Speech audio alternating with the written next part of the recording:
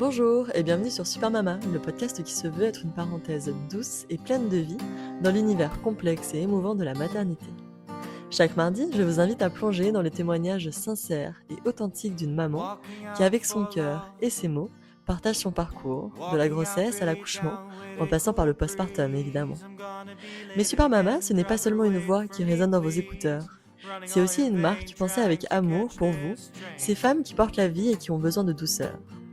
Des soupes réconfortantes, des bouillons pleins de saveurs, créés pour nourrir et apaiser vos corps, mais aussi des accessoires qui vous accompagneront à chaque étape de ce voyage unique. Vous pouvez découvrir tout cet univers en vous rendant sur le site www.super-mama.fr. Alors installez-vous confortablement, laissez-vous emporter par chaque histoire, chaque mot, chaque souffle. Ici, c'est un espace créé pour vous, un endroit qui célèbre les femmes, tout simplement. Je vous souhaite une très belle écoute. On dit souvent que la maternité change tout. Elle nous bouscule, elle nous déconstruit, elle nous met à nu et nous permet même parfois de renaître. Cela a été le cas pour Solène, mon invitée du jour sur Super Mama. Solène, on pourra dire qu'elle a presque tout vécu. Déjà, une histoire d'amour qui traverse les frontières, la fusion des cultures, un mariage à l'étranger, une vie d'entrepreneuse, et puis la maternité. Solène a connu une première grossesse bien loin des contes de fées. Et oui, c'est l'hyperémèse gravidique, cette maladie sournoise, handicapante, qui s'est invitée pendant 9 mois. Et après ça, un accouchement qui vire au cauchemar, des violences obstétricales qui laissent des traces, et un postpartum pendant lequel elle a été plongée dans l'isolement. Mais Solène est une battante, et après la tempête, un syndrome post-traumatique diagnostiqué et traité, il y a eu un second enfant, une seconde naissance, cette fois-ci magique, puissante, dans l'eau comme une renaissance. Alors comment se reconstruire quand on a été abîmé dans sa chair et dans son cœur ? Comment une deuxième expérience idyllique vient réparer les blessures du passé ? Et puis finalement, comment utiliser toute cette force et cette puissance pour la mettre au service d'autres mères ? Solène reviendra sur tout ça dans cet épisode si intense. Merci infiniment Solène pour ce partage. Merci pour tout ce que tu fais pour les femmes entrepreneuses. Et merci de porter fièrement les valeurs féministes qui sont si chères à mon cœur. Je vous souhaite une très belle écoute. Coucou Solène, merci beaucoup d'être avec moi aujourd'hui sur Super Mama. Est-ce que tu peux s'il te plaît te présenter ? Déjà, merci beaucoup pour ton invitation. Donc, moi, je m'appelle Solène, comme tu le disais. Je suis expatriée depuis une quinzaine d'années et notamment, ça fait 13 ans que j'habite à Istanbul, en Turquie, où j'ai rencontré mon chéri, qui allait devenir mon mari et le père de mes 2 enfants. Et puis, je suis entrepreneuse depuis un peu plus de 10 ans. Et voilà, je pense que ça résume à peu près qui je suis en quelques t'as mots. 2 enfants du coup. Ouais, c'est ça. Ils ont quel âge ? Émile est né en 2019 et Élise en 2023. Ok, super. Bon, et alors comment ça se passe la vie en Turquie ? Est-ce que ça te plaît ? Oui, en fait, je suis vraiment d'abord tombée amoureuse d'Istanbul avant Ouais. de tomber amoureuse de mon futur mari. C'est une ville qui a une âme en fait. Et après, on adore ou on déteste. Et moi, dans Ouais. mon cas, vraiment, j'adore. Et en fait, c'est la seule ville au monde qui est à cheval sur 2 continents, l'Europe et l'Asie C'est centrale. vrai. Et ça se sent, en fait, c'est vraiment un melting pot culturel, architectural. Il y a un mélange de cultures. Et pour moi, qui ai toujours adoré voyager, c'est un bon endroit où je suis à la fois familière, parce qu'on n'est pas très loin de l'Occident. Il y a plein de repères par rapport à Bien sûr. la vie en France. Et en même temps, on est vraiment à l'étranger et on est challengé. Même après 13 ans, je continue à être challengée tous les jours. Même si, pour la petite histoire, on a le projet d'aller s'installer en France l'été prochain. Donc, j'ai un retour Ah, c'est vrai ? d'expatriation Ok. dans les cartons. Voilà. Bon, bah écoute, c'est cool en tout cas, super projet. Alors justement, comment s'est passée toi ta vie de jeune femme là quand tu es partie t'installer maintenant il y a plusieurs années en Turquie? Pourquoi déjà t'as voulu bouger? Comment tu te sentais à ce moment-là dans ta vie? Qu'est-ce que tu voulais faire aussi? Raconte-moi un petit peu comment c'était pour toi. En fait, je suis partie à la fin de mes études. Donc, j'ai fini en France en 2011. Ouais, Et j'ai pas trouvé de travail, tout simplement. Et donc, d'accord. après 6 mois de recherche infructueuse, j'ai trouvé voilà, un travail pour une entreprise anglaise en Afrique du Ouais. Sud, donc rien à voir. Ah oui, d'accord, ok. Et donc, j'ai bossé pour eux pendant quelques années et je changeais de pays tous les 6 mois. Donc, ça, c'était le deal en fait de départ. Donc, j'ai habité en Afrique du Sud, en Indonésie, en Russie, au Nigeria et donc en Turquie. Et la Waouh, ok. première fois, du coup, que j'ai habité à Istanbul, le lendemain, je rencontrais mon futur C'est mari pas vrai. sans Le savoir lendemain, évidemment ce qui allait voilà, découler. c'était quoi? C'était un collègue? Non, c'était un ami d'amis de la personne que je remplaçais sur Ok. mon poste et Ouais. qu'il avait rencontré en Australie. Enfin voilà, un concours de circonstances. On s'est retrouvés au même endroit, au même moment. Mais il est turc, Euh, ton mari, ou? Exactement, ouais, D'accord, ouais. ok. Il est turc, mais il avait passé quelques temps en Australie où il avait Ok. rencontré voilà, quelqu'un voilà, qui était devenu l'ami d'amis. Bref. Et en fait, on ne s'est pas parlé la première fois on s'est rencontrés parce qu'on était un grand groupe de, je sais plus, 10-15 personnes. Mais une photo a été prise du dit groupe. On a été tagués sur Facebook parce que donc c'était 2012 Oui.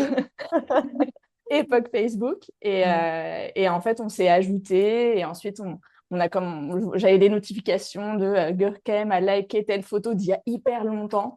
Donc, ça voulait dire Ok. qu'il était allé sur mon profil, qu'il C'est avait ça, regardé il une avait photo. fouillé Donc, un moi, peu. j'allais sur le sien, je remontais dans le fil, je likais des photos d'il y a longtemps pour qu'il sache que j'avais regardé que. Voilà, de la drague Facebook. Et Ouais. puis, au final, voilà, on a échangé des messages. Et un jour, il a mis sur son mur Facebook une chanson du groupe Nouvelle Vague que j'adore et qui passait en Ouais. concert à Istanbul. Et du coup, j'ai commenté, ah, j'adore, il passe en concert à Istanbul. Et il m'a contacté en message privé pour me dire qu'il connaissait quelqu'un qui bossait dans la salle de concert et qui pouvait nous avoir des tickets gratos. Et c'est comme ça, en fait, qu'on s'est Oh, bah. revus et qu'on a démarré notre histoire d'amour.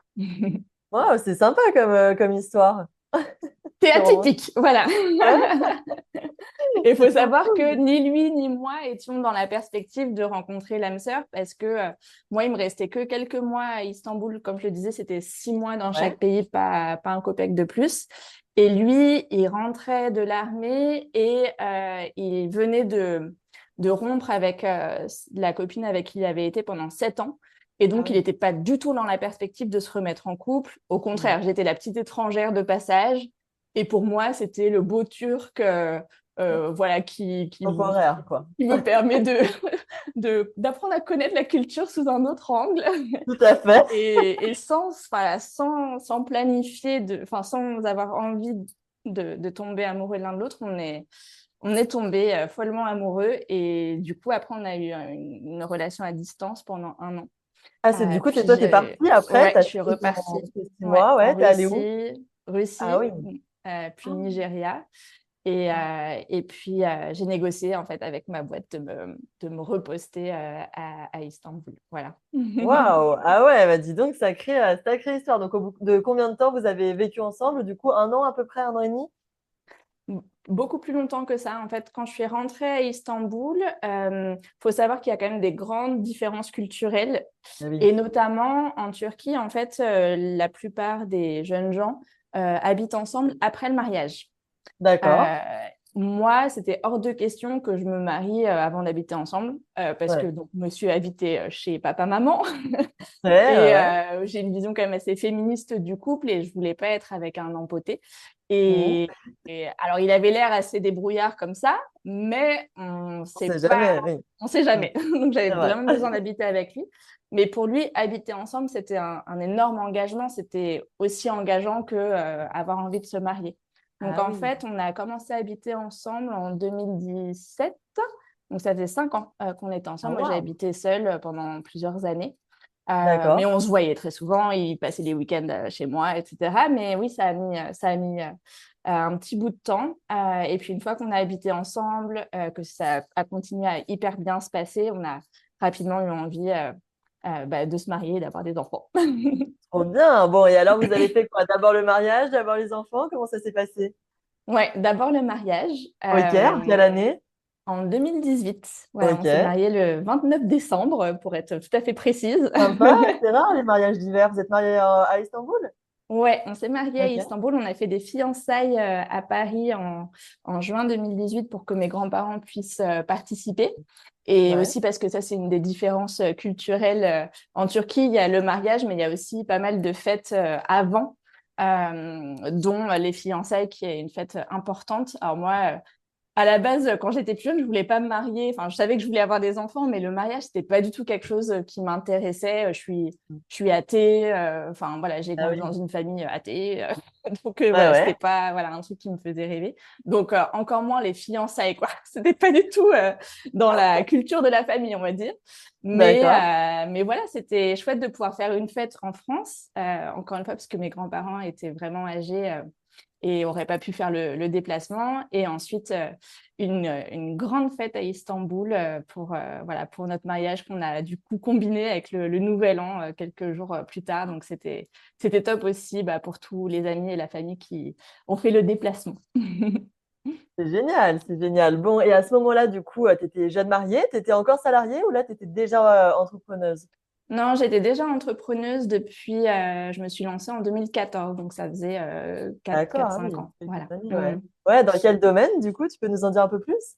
Ouais, alors ma première activité donc, que j'ai fait pendant 9 ans, je faisais donc du conseil en entrepreneuriat durable, c'est-à-dire que j'étais Ok, spécialisée sur le montage de boîtes à impact positif et ouais, j'accompagnais ok, en super. priorité des femmes, soit à se lancer, soit à pérenniser leur activité. Et c'est vrai que, Ouais. parce que tu posais la question de alors le mariage ou les enfants d'abord, et moi quelque part ça m'arrangeait de repousser le projet bébé parce que Oui, j'avais un peu peur des conséquences pour ma boîte. Voilà, bien sûr. j'arrivais pas trop à trouver des infos. Puis voilà, c'était quelque chose qui me faisait un peu peur professionnellement parlant.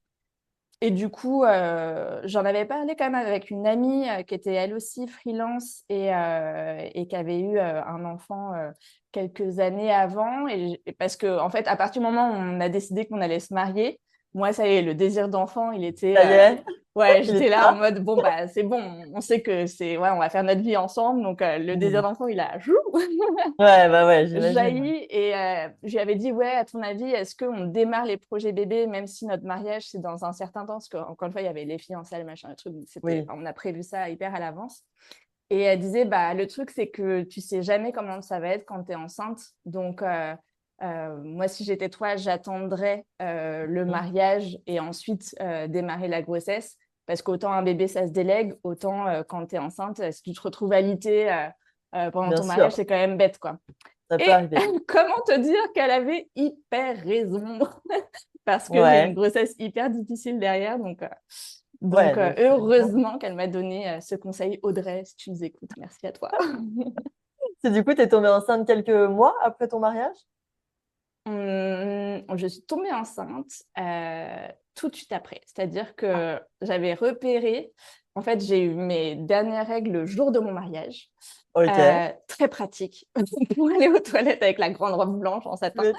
Mais- J'avais vu du coup que mon ovulation tombait le 10 janvier et c'est en fait le jour de l'anniversaire de mon mari. Ah Et oui, donc cette date, tu sais, je l'avais dans mon appli là, de suivi de bien sûr. cycle et voilà, j'étais là genre ah ouais mais ça va tomber trop bien et tout. Et en fait bah ouais ça a pas loupé. Voilà, on a eu cette immense chance là Oh, de waouh! voilà, de pouvoir tomber enceinte tout de suite.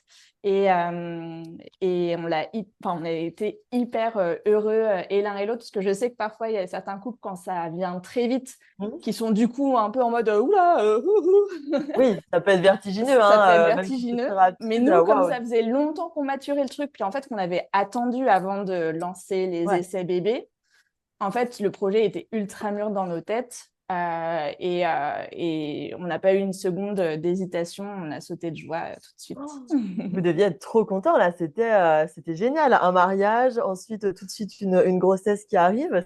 C'était parfait. Tout s'enchaînait super bien, quoi. C'est ça, ouais, ouais. Ça démarrait très bien. Tu m'étonnes. Bon, et alors, cette première grossesse, comment s'est-elle passée? Bah, voilà, comme je commençais à le dire, pas tout à fait Ouais. comme, voilà, comme on aurait pu le souhaiter. Moi, j'ai Hmm. très vite eu des nausées, des vomissements de grossesse qui, au départ, m'ont plutôt enchantée parce Ouais, que c'est vrai qu'au tout début, oui, on a fait le test positif, mais il n'y a aucun, enfin voilà, on n'a pas de ventre, on n'a pas de bien sûr. mouvement, on n'a rien. On se raccroche juste à voilà, cette idée que oui, on est enceinte, mais ça reste un petit peu quand même théorique. Abstrait, bah oui. Et donc, je me rappelle mes premiers vomissements, je dis, ah, ça veut dire que c'est bon, ça a tenu jusque-là. Enfin, ça me rassurait quelque part, j'étais vraiment toujours bien enceinte. Puis on est parti en voyage de noces en Islande, on a fait un road Génial. trip. Comment te dire que le road trip, quand tu as la nausée H24, que tu vomis tout ce que tu manges, donc j'ai repeint les pistes enneigées de Ah l'Islande. ouais. Oh, Et waouh. ouais, là, j'ai commencé pendant ce road trip-là, donc j'étais enceinte de 6 semaines. Parce que Mhm. donc mes vomissements ont commencé vers 4 5 semaines, donc à 6 semaines, voilà, ce En road plein dedans. trip où j'ai commencé à être vraiment dans le dur. Je sentais que moi, c'était pas du tout que le matin, c'était vraiment toute la journée. Puis c'est vrai que c'était fatigant aussi comme voyage, Oui, bah oui, d'être j'imagine. à l'étranger, de devoir se repérer, etc., etc. Et la fatigue amplifiait vraiment énormément les symptômes. Donc, je suis rentrée à Istanbul. On est très vite allé consulter un gynéco, déjà pour faire le suivi de grossesse et aussi pour Mhm. dire, là, je sens que c'est vraiment beaucoup, beaucoup plus dur que ce que j'avais imaginé. Ouais. Ce à quoi on m'a répondu que c'était tout à fait normal, que c'était plutôt bon signe, que ça voulait dire que la grossesse s'accrochait et que ça Mhm. allait passer maximum vers 12 semaines Au de revoir. grossesse, qu'il fallait pas s'en faire. Et puis, la deuxième fois que j'ai consulté ce médecin, parce que du coup, en Turquie, on a des rendez-vous et des échographies tous les mois. D'accord.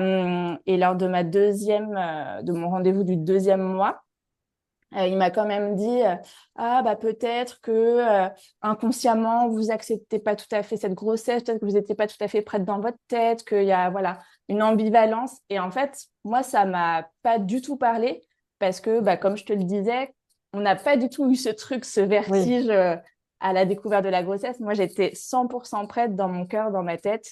J'avais Mhm. pas pas un chouïa de doute non pas, enfin voilà, Oui. que je comprends tout à fait pour ceux qui nous écoutent. Enfin voilà, il Oui, n'y a oui, rien bien de mal à sûr. Mais en ça, tout mais cas, c'est toi, juste c'était que, pas du tout ton cas de voilà, figure. cet argument-là, je dis, ah non, mais c'est pas ça, quoi. Et j'ai Mhm. commencé à faire du coup mes recherches parce que Ouais. ça passait pas et c'était hyper handicapant, quoi. J'arrivais plus à bosser que 2 3 heures par jour, donc j'ai arrêté, j'ai mis sur pause pas mal de projets, j'ai juste gardé les clientes que j'avais déjà signées parce que je pouvais pas me permettre financièrement de Oui. mettre en pause mes accompagnements, sachant que j'avais déjà prévu de faire une pause de congé maternité. Bah, bien sûr. Donc voilà, il fallait que je sauve les meubles. Et en même temps, c'était hyper dur physiquement de tenir, quoi. Ah, tu Donc, m'étonnes. j'ai cherché le fin fond de Google à la recherche de solutions. J'ai tout essayé, mais vraiment toutes Ouais. les astuces de grand-mère possibles et inimaginables. Ça ne changeait, mais strictement rien. C'est-à-dire que c'était même pas, ça me soulageait un tout petit peu, mais Un pas petit assez. Non, peu, ouais. j'étais terrassée par les nausées et les vomissements. Je pouvais vraiment plus rien manger. Donc, j'ai perdu beaucoup de poids. J'imagine. J'ai atteint 54 kilos, je fais 1,70 m. Ah oui. Et c'est là, en fait, où mon médecin a commencé un peu à s'inquiéter. C'est la perte de poids qui lui a mis la puce à l'oreille, plus que moi, mes plaintes de quand même, Il va lui dire. Ouais. c'est portiche. Oui, oui, tu m'étonnes. Mm. Et alors, qu'est-ce qu'il t'a finalement dit, ce médecin?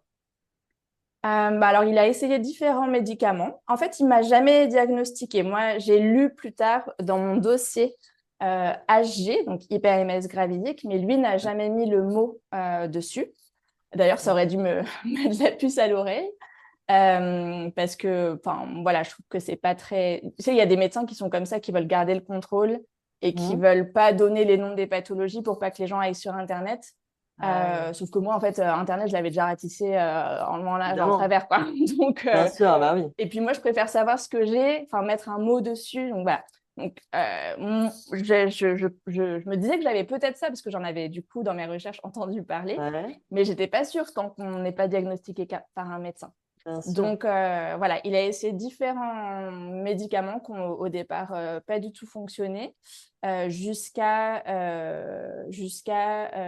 que, en fait, j'étais trop déshydratée aussi, parce que c'est pas juste que tu peux pas manger, c'est que tu peux pas boire. Et ça, pour le coup, c'est vraiment dangereux. Et donc là, j'ai eu une première hospitalisation à 15-16 semaines de grossesse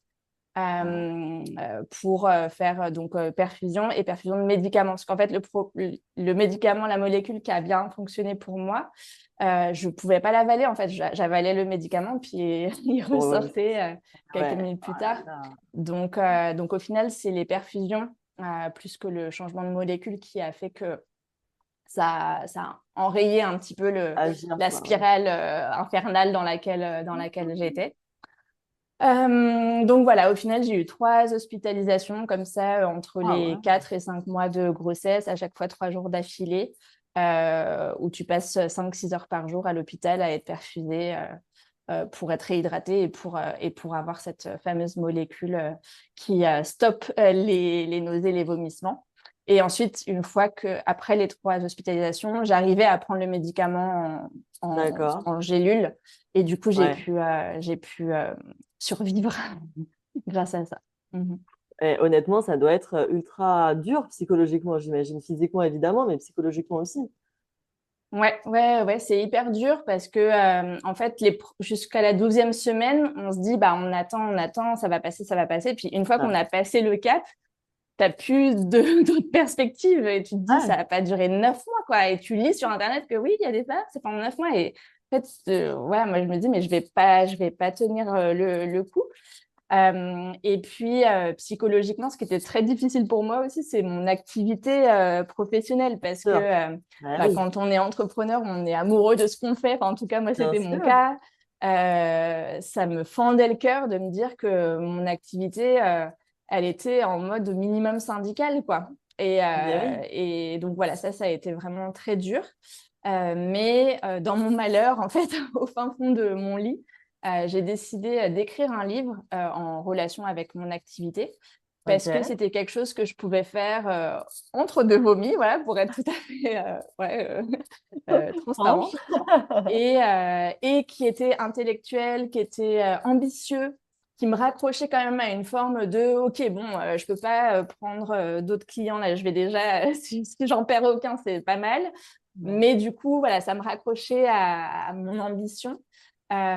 Et j'ai bien fait parce que derrière, ça a été publié aux éditions Duno un an et demi après ma grossesse et ça a eu un Waouh, impact félicitations. génial pour mon activité derrière. Donc, voilà, j'ai fait de la limonade avec les citrons. Tout Mais à c'est vrai fait. que Ah, sur le c'est quoi coup, le voilà, titre c'était difficile. Ouais. de ce livre? Le titre du livre, donc, c'est Le guide de l'entrepreneur durable. D'accord. Je pense vraiment que ça m'a évité la dépression. C'est-à-dire que si j'avais pas eu ce projet auquel je me suis raccrochée, j'aurais pas tenu le coup comme j'ai pu tenir. Après, voilà, ce qui a été positif pour moi, c'est que à la fin des 6e mois de grossesse, j'ai arrêté de vomir. J'avais toujours Ah, la nausée d'accord. qui te réveille à 6 heures du matin et qui te lâche pas de la journée, mais plus de vomissements. Donc ça, c'était quand même un grand soulagement parce qu'en plus, je commençais à avoir des problèmes de santé à cause du Mhm. vomissement. Parce qu'en fait, bon, non seulement c'est désagréable de vomir, mais en plus, c'est pas bon du tout pour la santé. Donc, tu as la trachée qui est hyper irritée. Moi, j'avais des... Comment ça s'appelle Je me rappelle plus le nom, mais en gros, c'est quand ta peau, elle se gorge de sang et ça fait plein de petits points rouges partout. Parce qu'en D'accord. Ah, fait, je connais pas. quand tu vomis, tu sais, ton visage, il se crispe et enfin, voilà, ça fait une tension. Et Ouais. parfois, il y a des femmes qui ont ça à l'accouchement, tu vois, à force de pousser, Oui, ça leur de fait plein de points pousser. rouges. Mm. Voilà, Ouais. donc moi, j'avais ça. Donc, à chaque fois que je vomissais, après, j'étais toute rouge. Et puis, j'ai perdu aussi un point de vision parce qu'en fait, ça m'abîmait les yeux, pareil, à force de la tension musculaire, de vomir 10, 15, 20 fois par jour, quoi. Donc, tu vois, j'avais tout ça en plus qui se rajoutait. J'ai aussi fait du diabète gestationnel. Donc, ça a Ah été oui, oh là diagnostiqué à 6 là. mois de grossesse. Donc, j'ai arrêté de vomir et paf, diabète gestationnel, ah bah tu peux pas manger tout comme tu veux, il faut faire attention à ci, il faut faire attention à ça, il faut nanana. Donc ouais, c'était quand même très très fatigant. Et puis au 8e mois, j'ai fait une infection urinaire qui s'est Mhm. carabinée en infection au rein, parce qu'en fait, bah, mon système immunitaire, il était complètement à plat. Enfin, physiquement, j'étais dans les chaussettes, quoi. Et puis aussi, j'ai fait un peu la bêtise de me dire, ah, les infections urinaires, j'en ai déjà eu. Je vais boire un Eh peu de jus oui, de cranberry. Ah bah non, je peux pas parce que voilà. j'ai du diabète. Bon, bah c'est pas grave, je vais juste boire de l'eau et ça ira bien. Mhm. En me disant, bah, je suis enceinte, donc j'ai pas le droit aux médicaments. Et en fait, non, j'aurais dû tout de suite consulter. Je le dis aussi à ton micro pour ceux qui nous Tu écoutent. as Si vous êtes raison. enceinte et que vous Ouais. avez une infection urinaire, allez vite consulter, même si vous en avez fait sans être enceinte, parce que votre système immunitaire, il est pas égal. Et donc, c'est remonté en fait dans les reins. Donc, j'ai fait une pyélonéphrite aiguë. Voilà, c'est le Donc, risque. ouais, et ça, c'est hyper douloureux. On m'a dit que c'était aussi douloureux que les contractions d'accouchement. Et ben, je peux en témoigner parce que du coup, j'ai accouché 3 semaines plus tard. Ah, Et eh effectivement, le ben. niveau de douleur est tout à fait équivalent. Ah oui, d'accord. Oh là là, mais dis donc, t'as cumulé, ma pauvre, là, pendant cette grossesse, quand même, des mots hyper hardcore, Ouais. quoi. Hein. Mm. Et t'arrivais quand même à te projeter dans ta vie de future maman, à quand même aimer voir ce corps changer, sentir ton bébé bouger, ou c'était vraiment la difficulté qui prenait le dessus? Euh, En fait, j'ai pas eu de problème de. J'en voulais pas à mon bébé, j'ai pas eu de problème de Hmm, lien. J'étais quand même très contente ok. d'être enceinte. J'avais surtout hyper hâte d'accoucher, en fait. J'avais hâte que Ouais. ça se finisse. Je rêvais d'un prématuré. Même si, voilà, évidemment, enfin, voilà, je sais que ça comporte aussi des difficultés, mais j'étais tellement au bout du Ben oui, bout de vu la mes grossesse que tu as eue, c'est ressources normal. que Ouais. j'en pouvais plus. Hmm. Et puis, mais tu vois, j'aimais quand même bien le sentir bouger. Il y avait ce truc quand même magique du corps qui se transforme. Et puis, quelque part, comme en fait, quand j'ai accouché, je faisais le même poids qu'au début de ma grossesse. Ah Donc, ouais. j'ai pas eu, tu vois, cette dysmorphophobie que parfois les femmes ont et où elles se sentent ankylosées, etc. Donc, c'est vrai que j'ai eu cet avantage-là, entre guillemets, dans, Dans ton voilà, malheur. de pas avoir cette problématique de poids. Moi, c'était plus essayer de garder les kilos et essayer de gagner du poids, essayer de Ah faire en oui. sorte que mon bébé soit pas affecté. Parce que c'est aussi le risque en fait de l'hypérimélie gravidique. Donc, il y a des risques pour la maman et puis après, c'est aussi d'avoir un bébé petit ou avec des problèmes cardiaques. Et moi, j'ai D'accord. appris en fait pendant ma grossesse que ma grand-mère avait eu la même chose. En Ah. fait, donc la mère de ma maman Mhm. enfin, m'a dit pendant ma grossesse, donc je lui racontais que je vomissais, etc. Nanana, et elle m'a dit, ah bah écoute, moi j'ai eu la même chose pendant ma deuxième grossesse et tout ça pour ça. Et en fait, là, elle faisait, sans mettre les mots dessus, elle faisait référence, excuse-moi que j'ai l'émotion qui monte, mais elle a eu un petit garçon qui est mort quelques jours après la naissance. Ouais. Et Mhm. donc, c'était un énorme deuil et un énorme, voilà, un deuil périnatal pour elle, mais aussi un gros tabou parce que moi, j'en avais juste entendu parler une fois pendant mon enfance. Et puis, quand j'avais posé des questions, on m'avait un peu punie et dit qu'il fallait pas en parler, que ça faisait de la peine à ma grand-mère. Et donc, là, voilà, elle m'en a reparlé 30 ans après la seule fois où on avait évoqué le sujet. Et moi, j'ai pas eu peur pour mon bébé. Peut-être j'étais voilà, naïve, entre guillemets. Enfin, j'ai toujours eu cette confiance que ça allait bien se passer. Mais tu vois, il y avait quand même ce truc de c'est lourd, quoi. C'est lourd, c'est dur. Vivement que ce soit fini, vivement que j'ai mon petit bébé dans les bras et que tout ça soit fini et que tout aille bien. Voilà, Ah c'était ouais, vraiment mon état j'imagine. d'esprit. J'imagine. Bon, et alors, ce petit bébé, il est arrivé un peu plus tôt que prévu. T'as accouché à combien de semaines? À 39 + 5. Donc, D'accord. Bon. pas méga, méga en avance, le gars. Non, pas trop. Un petit peu, Pas mais trop. pas. Voilà, c'est bon. T'as eu En deux même temps, semaines de voilà. rame, quoi, à peine. C'est ça. Bon, et comment s'est passé l'accouchement? Alors, l'accouchement, moi, j'étais très confiante. C'est-à-dire que je me disais, franchement, vu ce que je me tartine Hmm. là, ça peut que bien se passer. En plus, D'accord. j'avais lié des liens très forts avec le gynécologue qui a fait le suivi de ma grossesse. En Turquie, c'est la personne qui fait le suivi de grossesse qui fait l'accouchement. C'est un peu D'accord. comme le suivi global qu'on peut choisir en France, mais en Turquie, c'est comme ça dans le privé en tout Super. cas. Et donc, j'étais très en confiance avec lui. Il m'avait donné les bons médicaments qu'en France, on refuse souvent ou qu'on ne dit pas qu'ils existent aux femmes qui ont Mhm. de l'âge. Et donc, j'étais en mode, moi, je vais avoir un accouchement très médicalisé, comme ma grossesse qui a été très médicalisée. J'étais dans un hôpital privé, donc à Istanbul. C'est un peu comme un hôtel 4 étoiles. Donc, tu as ta Super. grande chambre à toi toute seule, hyper, ouais, hyper luxe. Donc, Trop bien. tu vois, il y avait tous ces. Enfin, je regardais pas mal la maison des maternelles où je me renseignais sur comment se passe l'accouchement, etc. Et puis, j'entendais bah voilà, le manque de personnel, le fait que parfois tu veux la péri, mais si l'anesthésiste il est pas là, et bah machin. Et moi, j'avais pas tout ça parce qu'en fait, en Turquie, le système de santé, il roule.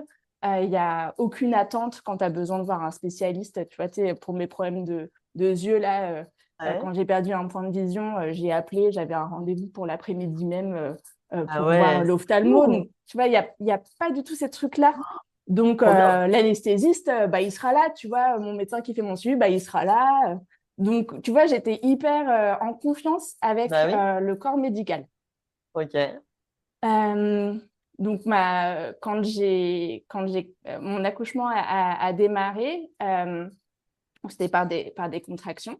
Ouais. Ça faisait déjà 2 semaines que j'avais souvent des contractions douloureuses. Donc, le fameux faux travail, Au que travail. je préfère appeler pré-travail parce que sinon, Oui. voilà. Donc, on avait eu quelques voilà, fausses joies de «Ah, ça y est, trop bien, enfin, et tout. Ah, bah non, j'ai pris une douche chaude et puis c'est parti.» Ouais, c'est passé. Et puis ce jour-là, donc c'était un soir, et là j'ai senti que donc c'est des contractions douloureuses, mais la douleur était pas dans le haut du ventre, mais dans le bas du ventre.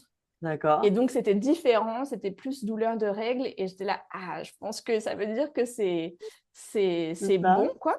Mhm. Donc j'ai attendu, je comptais mes contractions, etc. J'ai envoyé mon mari dormir en disant, toi, va prendre des forces. Et puis, donc, ça a commencé vers 20 heures, et vers 3 heures du matin, là, je sentais que j'étais au bout de ce que je pouvais faire toute seule. Les contractions étaient Ouais. hyper régulières, assez rapprochées, et vraiment bien douloureuses, comme il faut, que j'arrivais pas à parler pendant les Ah contractions. oui. Et Mhm. donc voilà, là, j'ai donné le signal à mon mari qui avait aucune envie de se lever, en mode mais tu me réveilles en pleine nuit, hein. Et Sympa ouais, le mais là, mec. il y a urgence. On a marché jusqu'à la voiture qui était garée à genre 10-15 minutes de chez nous. On a mis genre 30 minutes parce qu'en fait, moi, je m'appuyais sur chaque lampadaire pour souffler, etc. Et on arrive à l'hôpital. Donc, j'avais prévenu mon gynéco et ma doula. J'avais choisi d'avoir une doula Ah, pour traduire et voilà, pour être auprès de ouais. moi. Et en fait, c'est le médecin de garde, enfin le gynéco de garde qui m'accueille, qui m'ausculte, mais sans se présenter, genre le mec hyper froid, limite ça le fait, enfin ça le saoule Mhm. d'être là. Enfin, tu sens qu'il est dans le coltard. Et les 4 heures du mat, le mec il est pas de bonne humeur. Et il me regarde à peine et il dit à mon mari, ouais, elle est à peine ouverte à un, en mode, tu sais, genre, qu'est-ce que Ça vous, pour enfin, ça, tu vois, quoi. Ouais. c'est de la merde, quoi. Euh, ok, désolée de vous déranger. Et moi, vraiment, tu sais, genre, j'avais appliqué la règle de je suis Mhm. restée chez moi suffisamment longtemps à mes yeux. Bien sûr. Et voilà, donc là, il dit, bon, bah, vous avez deux choix, soit vous repartez chez vous, soit vous vous attendez jusqu'au matin que votre gynéco arrive, mais je vais lui dire que ça m'étonnerait que ce soit rapide, quoi. D'accord, bon, bah, moi, j'avais envie de Ouais, rester là, tu vois, je je me suis dit, bah, puisqu'on a le choix, j'avais pas forcément envie de retourner, de repartir, machin. comprends. Donc, on a fait le choix de rester. Ma doula est arrivée, mon gynéco, et en fait, j'ai mis très longtemps à ouvrir. Mais oui, faut dilater, ouais. Et donc, voilà, ça, c'était la première difficulté de cet accouchement, que c'était voilà, très, très long. J'ai compris plus tard que potentiellement mon col s'était enfin, rétracté, refermé, parce que je sais que ça peut arriver. quand tu fais face à des personnes qui sont pas, pas Ouais, sympas. où tu te sens pas à l'aise, bien sûr, ouais. C'est ça. Et donc, ouais, moi qui avais très confiance dans le système médical, je me suis retrouvée un peu dans un truc avec l'infirmière qui parlait pas anglais, qui m'a complètement charcuté. Enfin, déjà, euh, donc elle arrive elle me parle de trucs et en fait, moi, tu sais, je comprends bien le turc, je le parle un peu et tout, mais là, c'était trop dur pour Hmm. moi, quoi. Oui. Et mon mari me faisait à moitié la gueule parce que je l'avais réveillé, entre guillemets, pour rien, d'après le médecin. Et donc, il n'a pas voulu me traduire. Et donc, j'étais Oh, là, mais attends, elle m'a parlé de sang et tout, j'ai rien compris. Bon, bah, allez-y, faites ce que vous voulez. Et en fait, elle m'a charcuté le bras, puis elle a essayé dans l'autre côté. Elle n'arrivait pas, en fait, à mettre le cathéter, enfin, voilà. ouais. Et je me suis retrouvée avec un énorme hématome et ça me faisait plus mal. En fait, après, elle a laissé l'aiguille en place, mais ça me faisait plus mal que les contractions.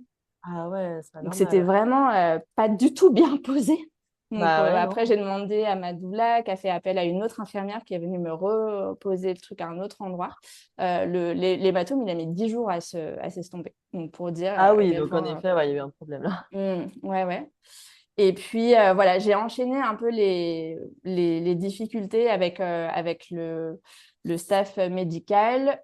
Donc, ouais, les infirmières, pas très cool, qui m'obligent à rester en place pour le monitoring, là, Hmm. alors que moi, j'avais pas de péri, j'avais rien. Je Ah ouais, souffrais ouais. énormément. Le gynéco qui disait bah, je peux pas vous ajouter du déclenchement parce que là vos contractions au monitoring elles sont déjà au max du max, donc si on rajoute quelque chose il y a un risque de rupture utérine et je vous mets pas la péri avant 5 centimètres. Et en fait moi ça Oh, j'avais jamais entendu parler de cette règle qui apparemment incroyable. existe dans certains hôpitaux et apparemment aussi le nombre de centimètres dépend des praticiens et tout. Mais si tu veux, moi, dans ma tête, j'étais là, moi, j'aurai un accouchement médicalisé, je vais dans le truc 4 étoiles, il n'y aura pas de problème d'anesthésiste. J'arrive, on me pose la péri. Et en fait, Pénéval, j'avais voilà. pas du tout dans ma tête préparé l'éventualité que je fasse autant d'heures sans rien. Et Et plus tard, je me suis dit, mais ils m'ont même pas proposé de morphine ou d'autres Dasilaro, trucs des de choses comme ça, gaziane. En ouais. fait, il y a plein d'alternatives, tu vois, et ils m'ont juste laissé comme ça parce que en Turquie, la plupart des femmes accouchent en césarienne. D'accord. Et donc, quand on choisit un accouchement voie basse, donc déjà, il faut trouver le gynéco qui veut bien et tout. Ce que j'avais pas du tout mesuré, moi, c'est qu'en fait, la voie basse en Turquie et la voie basse en France, c'est pas la même chose, dans le sens où en Turquie, bah, si tu choisis voie basse, tu es la warrior, la folle dingue qui accouche. Enfin voilà à l'ancienne quoi. Et Ah donc ouais. je savais qu'il y avait la péridurale existait, mais en fait c'est pas du tout le même protocole, c'est-à-dire qu'ils te la donnent hyper tard et ensuite ils te la retirent, ils te la laissent pas pour la poussée et la sortie du bébé. Oh, Et ah ça, on oui, donc. m'avait rien dit, rien expliqué. Donc, il y a ce truc-là aussi, quand tu accouches à l'étranger, en fait, tu es dans un protocole médical différent. Hmm. Tu t'es projeté sur une base de ce que tu as lu ou entendu, souvent de ton pays d'origine. Enfin, tu vois, moi, j'étais abreuvée à la maison des maternelles et en Bah fait, oui, forcément. j'avais pas mesuré les différences culturelles et surtout ouais, de protocole hospitalier. Et donc, en gros, j'ai eu la péridurale vers 17 h de Ok. l'après-midi. Et donc, ça faisait quasiment, enfin, ça faisait 22 heures que j'étais Oh, en en souffrance, quoi. travail. Et Oh là qu'on là. m'offrait aucune alternative et enfin, et que je m'y attendais pas, en fait. Je pense qu'il y a vraiment eu ce truc de, comme je m'y attendais pas, c'était d'autant plus difficile. Hmm. Moi, j'avais tellement hâte d'accoucher, bah, finalement, le jour même, Oui. j'étais vraiment au bout du bout.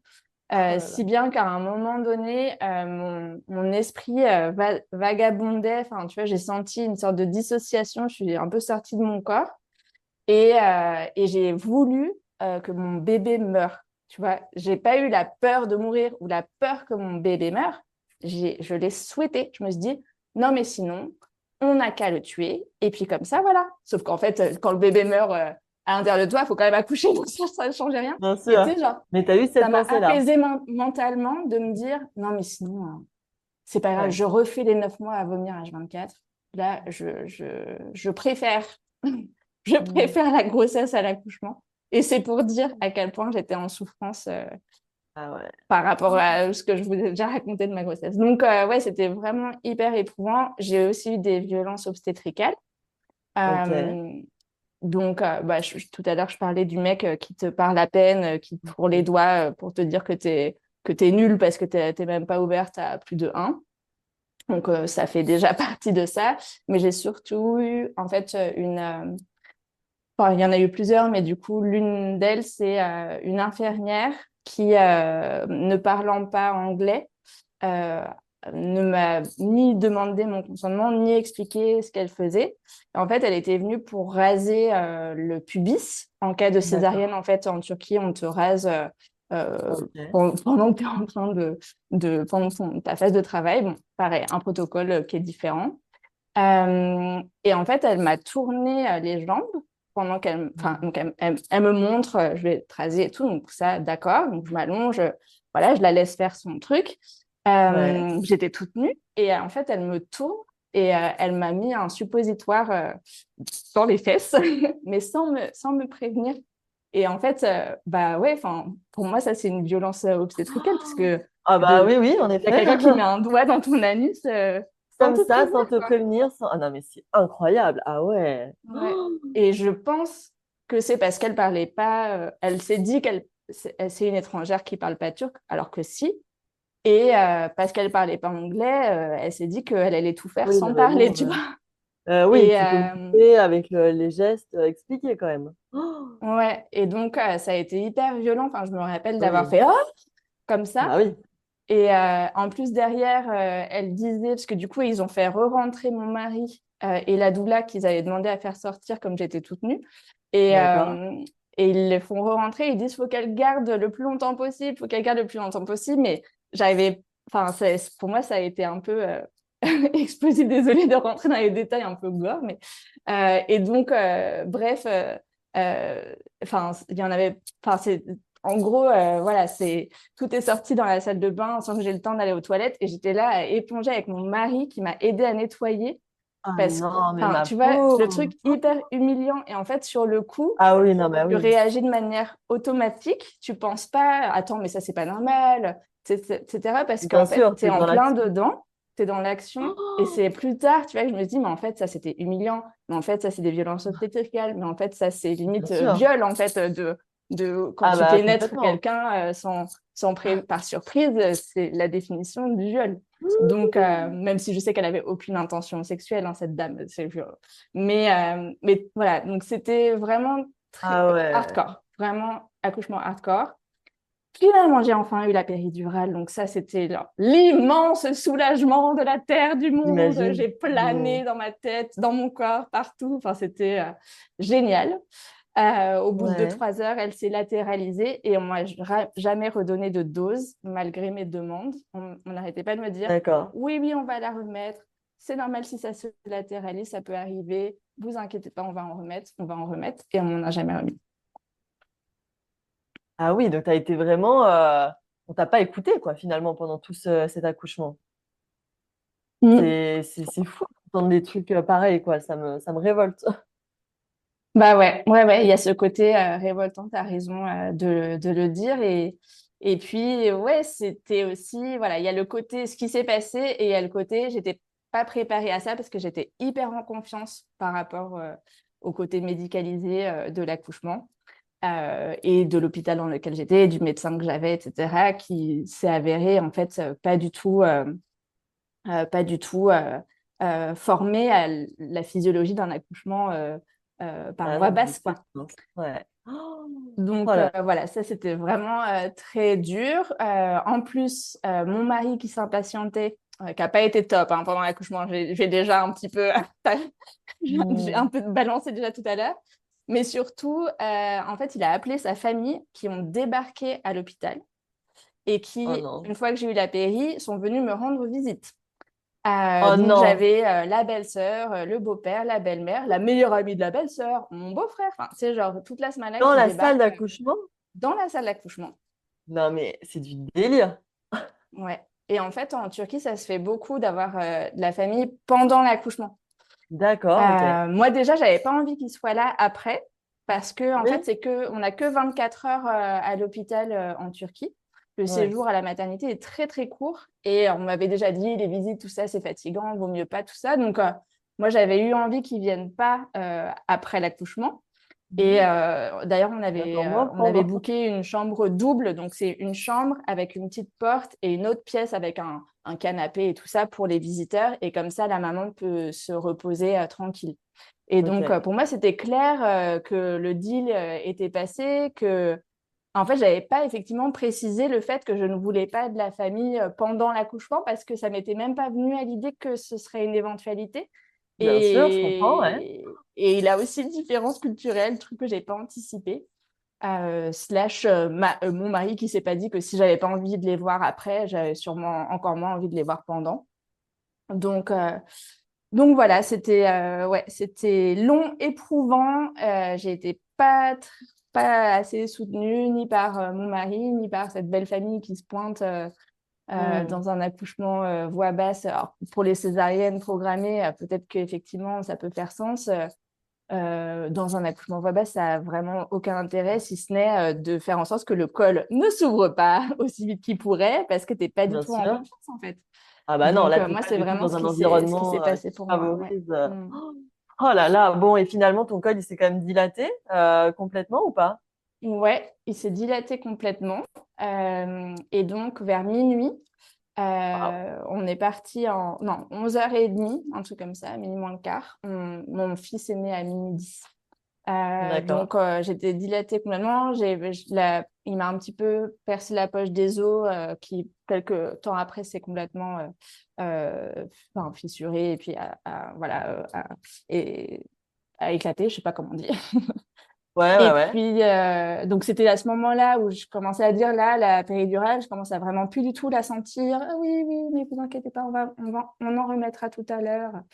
Et donc, il m'amène donc dans la salle d'accouchement, parce que donc là, jusque-là, j'étais en salle de travail, voilà, et la salle de naissance est un peu différente. Et D'accord. déjà, donc c'est une salle comme, comme pour la césarienne, c'est-à-dire c'est un bloc opératoire avec du carrelage partout et le Ok. médecin qui est couvert de son habit en papier, là, avec la charlotte, les La instruments, totale. enfin, la boucherie, quoi. Vraiment, je me suis sentie comme dans une boucherie. Bon, au cas où on ait besoin de faire une césarienne, voilà, d'accord, bon, je ne Waouh. m'attendais pas Vas-y, trop à tiens ça. à ça. Et là, il refuse ma doula, qui avait eu le droit d'être là jusque-là, même si c'est pas trop dans les protocoles en Turquie. Et là, il dit non, elle n'a pas le droit de venir.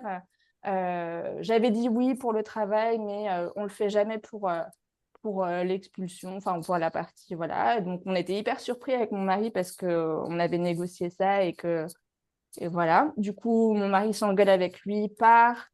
Là, l'infirmière dit tu vois, je l'appelle le chirurgien, au gynéco, mais comme elle le dit en turc, mais je comprends, donc elle dit quand même, c'est la naissance de son enfant, allez le chercher, il faut qu'il soit là pour soutenir madame et tout, qui repart le chercher. Là, il y a un autre médecin dans la salle et mon gynéco me dit il va aider à faire sortir le bébé. Et en fait, ce monsieur m'appuyait sur le ventre à chaque poussée. Donc, c'est l'expression abdominale. C'est Et plus interdit, tard, j'ai hein? compris que, donc, autre violence obstétricale. Et plus tard, j'ai compris qu'en fait, s'il n'avait pas voulu que ma doula soit là, c'était pour ça. C'était pour pouvoir faire ce geste qui est interdit au niveau international euh, et qui a plein de risques, notamment de Bien sûr. rupture utérine. Qu'on m'avait dit que ah oui, ce que j'ai oublié de dire, c'est qu'après la péri, on m'a mis de l'ocytocine à fond pour me faire ouvrir le code. Et donc à la fin, quand j'avais plus de péri, j'avais toujours de l'ocytocine. Et donc ça, c'est les contractions, mais horrible, mais vraiment, Ah bah genre, bien sûr. j'étais en méga souffrance. Et donc, j'avais l'autre qui m'appuyait sur le ventre. Moi, j'arrivais plus à parler. Tu vois, j'ai pas réussi à dire, mais refusez-moi de la péri, ça fait 15 fois que je demande. J'ai pas réussi à le redire. Et en fait, là, mon gynéco s'est fâché contre moi en me disant, mais arrêtez de hurler, utilisez plutôt vos forces pour pousser. Tu vois, comme si j'étais une petite fille qui avait fait une bêtise. Et bon, heureusement, en quelques poussées, mon bébé est sorti. Il avait le cordon autour du cou, donc il lui a enlevé. Ils l'ont mis un petit peu sur moi. et ils l'ont frotté, etc. Puis ils l'ont vite amené autre part avec mon mari le temps qu'on me recouse. Là, moi, j'ai vomi sur mon gynéco qui me Ah ouais. recousait. J'ai vomi plusieurs fois pendant mon accouchement, mais du coup, voilà, ça continue encore un petit peu. Et pendant la tétée d'accueil aussi, j'ai vomi sur mon bébé. Et c'était mon dernier vomi de grossesse. Mais du coup, voilà, très, très éprouvant.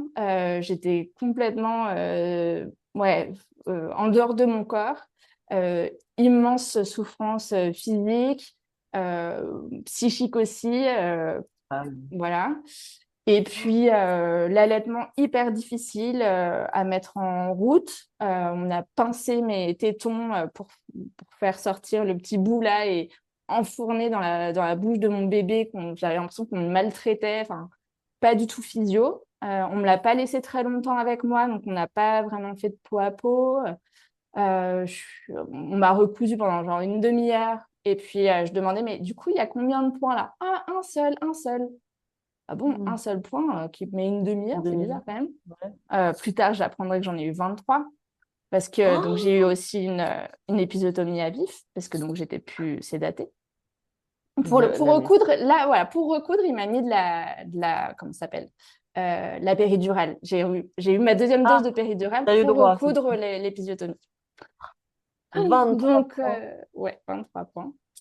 Et donc voilà, ouais, vraiment, tu vois, moi qui me disais, après la grossesse que je me suis tapée, l'accouchement peut que être mieux, enfin, peut que être bien, mais en fait, non, c'était genre le bouquet final. Et pas tout à fait bouquet final parce qu'après, il y a le postpartum. Et là aussi, Et tu vois, bien je m'étais sûr. dit, mais moi, avec la grossesse que j'ai eue, le postpartum, ça va être Ouais. le rêve. Et en fait, bah, allaitement qui se met très difficilement en place. Ouais. Mon fils a mis 5 semaines à reprendre son poids de naissance. Et il Ah passait ouais. 1 heure sur 2 au sein. Il était 12 heures sur Oh, 24. donc il faisait que ça. Parce qu'il avait un frein qui a été pas très bien diagnostiqué. J'ai essayé avec des consultantes en lactation, la pédiatre et tout. Ouais. Tout le monde m'encourageait en me disant, mais non, mais pas la peine de donner de la poudre, ça va fonctionner, toutes les femmes peuvent le faire, etc. Non, mais en fait, j'avais vraiment pas assez de lait. Et parce que j'ai débarqué en postpartum, j'étais au bout de ma vie, en fait. Mon corps, il était lessivé, il avait Avec plus ce que tu venais d'énergie. de vivre, Ouais. entre la grossesse et l'accouchement, c'est évident, ouais. Mm. Donc, voilà, début de postpartum très compliqué. Ma belle-mère qui dit que mes seins ils sont trop petits pour allaiter, enfin, c'était la première fois qu'ils étaient grands-parents, mes beaux-parents, donc ils n'ont pas trop trouvé leur place tout de suite. Ma belle-mère notamment a voulu prendre beaucoup de place. Moi, je n'étais pas du tout prête à partager la charge, Normal. voilà.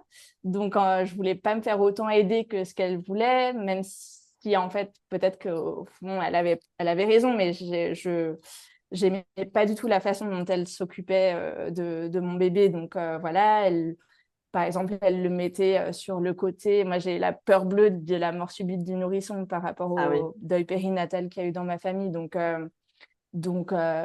j'étais hyper à cheval sur les règles et tout. Et je Ah retrouvais oui, mon bébé dans c'est des normal. positions pas croyables avec des coussins, des machins et tout. Je disais, mais non, mais il faut surtout pas les faire dormir comme ça, c'est risqué. Faut pas parler de mort et tout, parce que c'est tabou en Turquie. Mais du coup, ils ont un taux de mort subite du nourrisson hyper élevé par rapport à tous les autres pays. C'est juste parce qu'ils font zéro prévention. C'est Donc, tu vois, dingue. j'étais dans ce truc-là de, il y a que moi qui peux bien m'occuper du bébé. Bah oui, bah oui. Tous les autres, là, j'ai plus confiance en personne. Mon mari choqué de l'accouchement, de devenir papa, alors qu'il a des relations très difficiles avec son propre papa. Mhm. Donc, en gros, il a mis 6 mois à tisser un lien avec notre fils. Et les 6 premiers mois, il était aux abonnés absents. C'est-à-dire que d'un coup, il s'est mis à rentrer hyper tard du boulot. Il a pris 0 jour de congé paternité et il m'a laissé seule, seule, seule. Il y avait des jours où, tu sais, genre, il m'envoyait un message.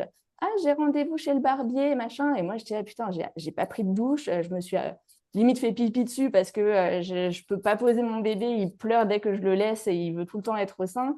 Euh, et genre, j'étais vraiment toute seule voilà, au fond du fond.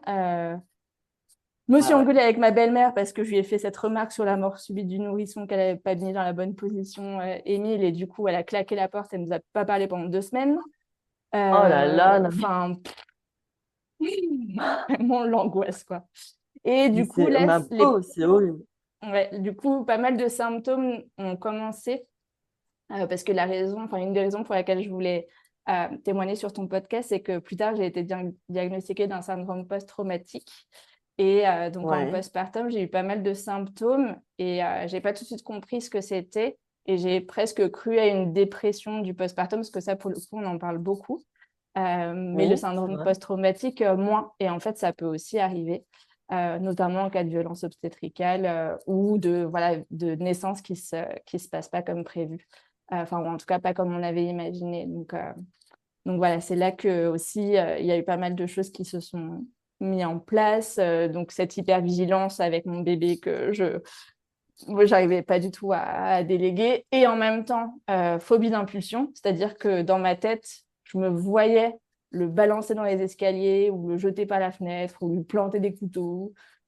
C'était genre j'avais des D'accord. espèces de flashs hyper gore Ouais. et j'étais là en Ouais. mode, oh, mais qu'est-ce que c'est que ces pensées qui me traversent? Est-ce que c'est une envie? Est-ce que c'est une peur que ça arrive? Est-ce que je sais pas. Donc ça s'appelle une phobie d'impulsion et ça peut ouais, Voilà, et ça arrive arriver très après. souvent, hein. Ouais, Il faut vraiment en parler de ça parce que c'est sûr que quand on a des pensées pareilles qui nous traversent, on peut avoir tendance à avoir honte et à ne pas en parler parce qu'on se dit, mais attends, je suis folle, je suis la seule à penser ça. Mais non, non, non, ça arrive à beaucoup de mamans et très souvent, dans la plupart des cas, on ne passe pas à l'acte, heureusement, mais en tout cas, ça arrive et voilà, vous n'êtes pas seul. C'est ouais. important de le notifier. Mais sur le coup, tu te dis, oula, je commence à virer folle, quoi. Oui, bien J'avais sûr. aussi des crises de pleurs, tu vois, qui se déclenchaient toutes seules, mais genre des crises de pleurs, tu sais, de gros sanglots Ouais, ouais, ouais, comme bien sûr, ça. je vois, ouais. De la colère aussi. Donc, je me réveillais en pleine nuit en me disant, mais ma belle-sœur qui s'est pointée pendant mon accouchement et qui a ramené sa meilleure amie. Tu Oui. vois, genre, j'avais le truc qui montait, genre, tout ce que j'avais pas réussi à dire sur le coup, mais pourquoi il a péri? Enfin, tu vois, genre, des trucs Ouais. qui explosaient dans ma tête. Tu vois, j'avais tout qui venait se chevaucher des Mm. flashbacks intempestifs. Donc, en fait, dès que je faisais un peu rien, enfin, ce qui est très fréquent en postpartum, parce que tu fais que t'occuper du bébé qui allait tout le temps.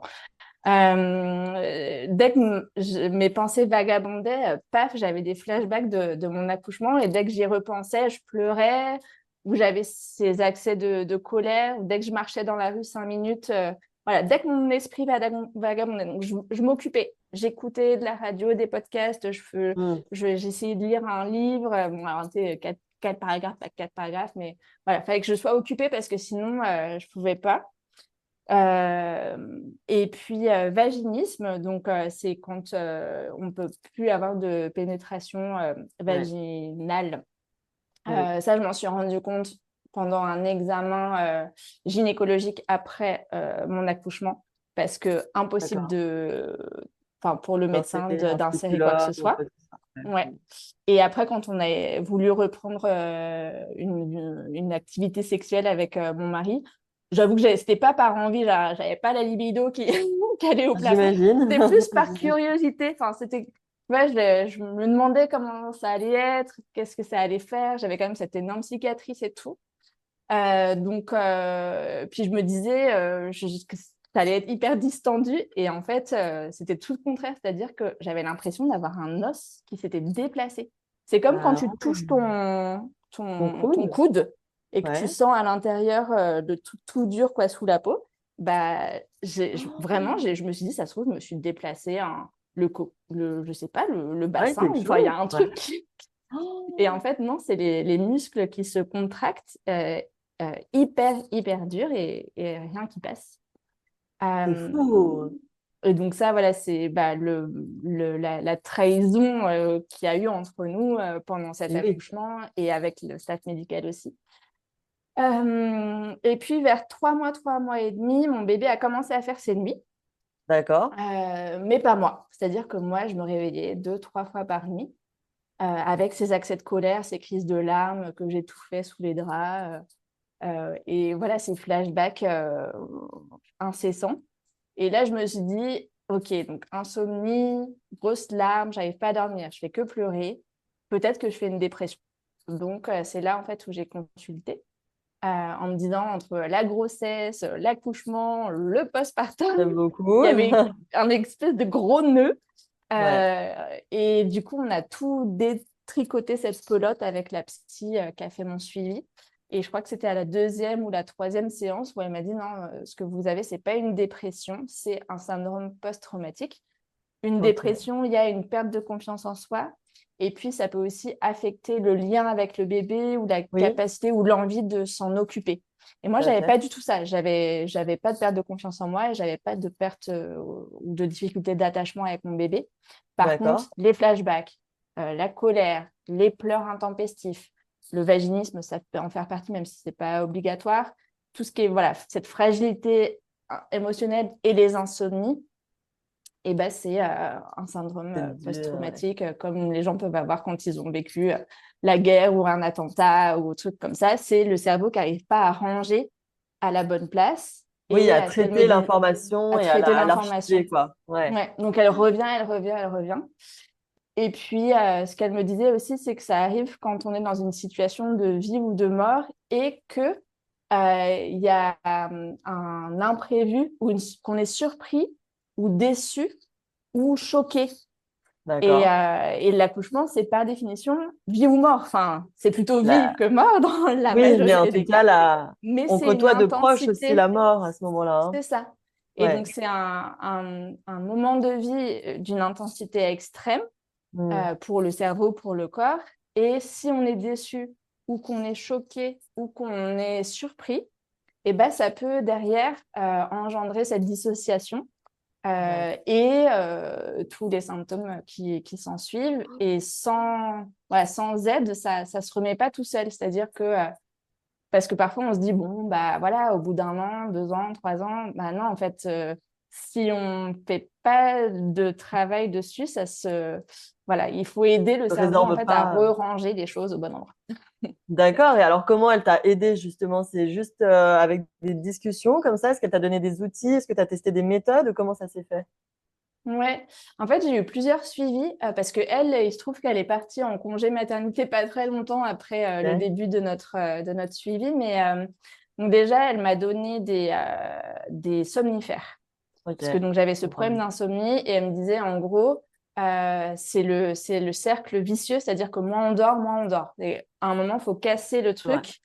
Et ça, c'est vrai que ça m'a fait énormément de bien parce que quand tu redors, bah après, les crises de larmes, elles sont moins fortes.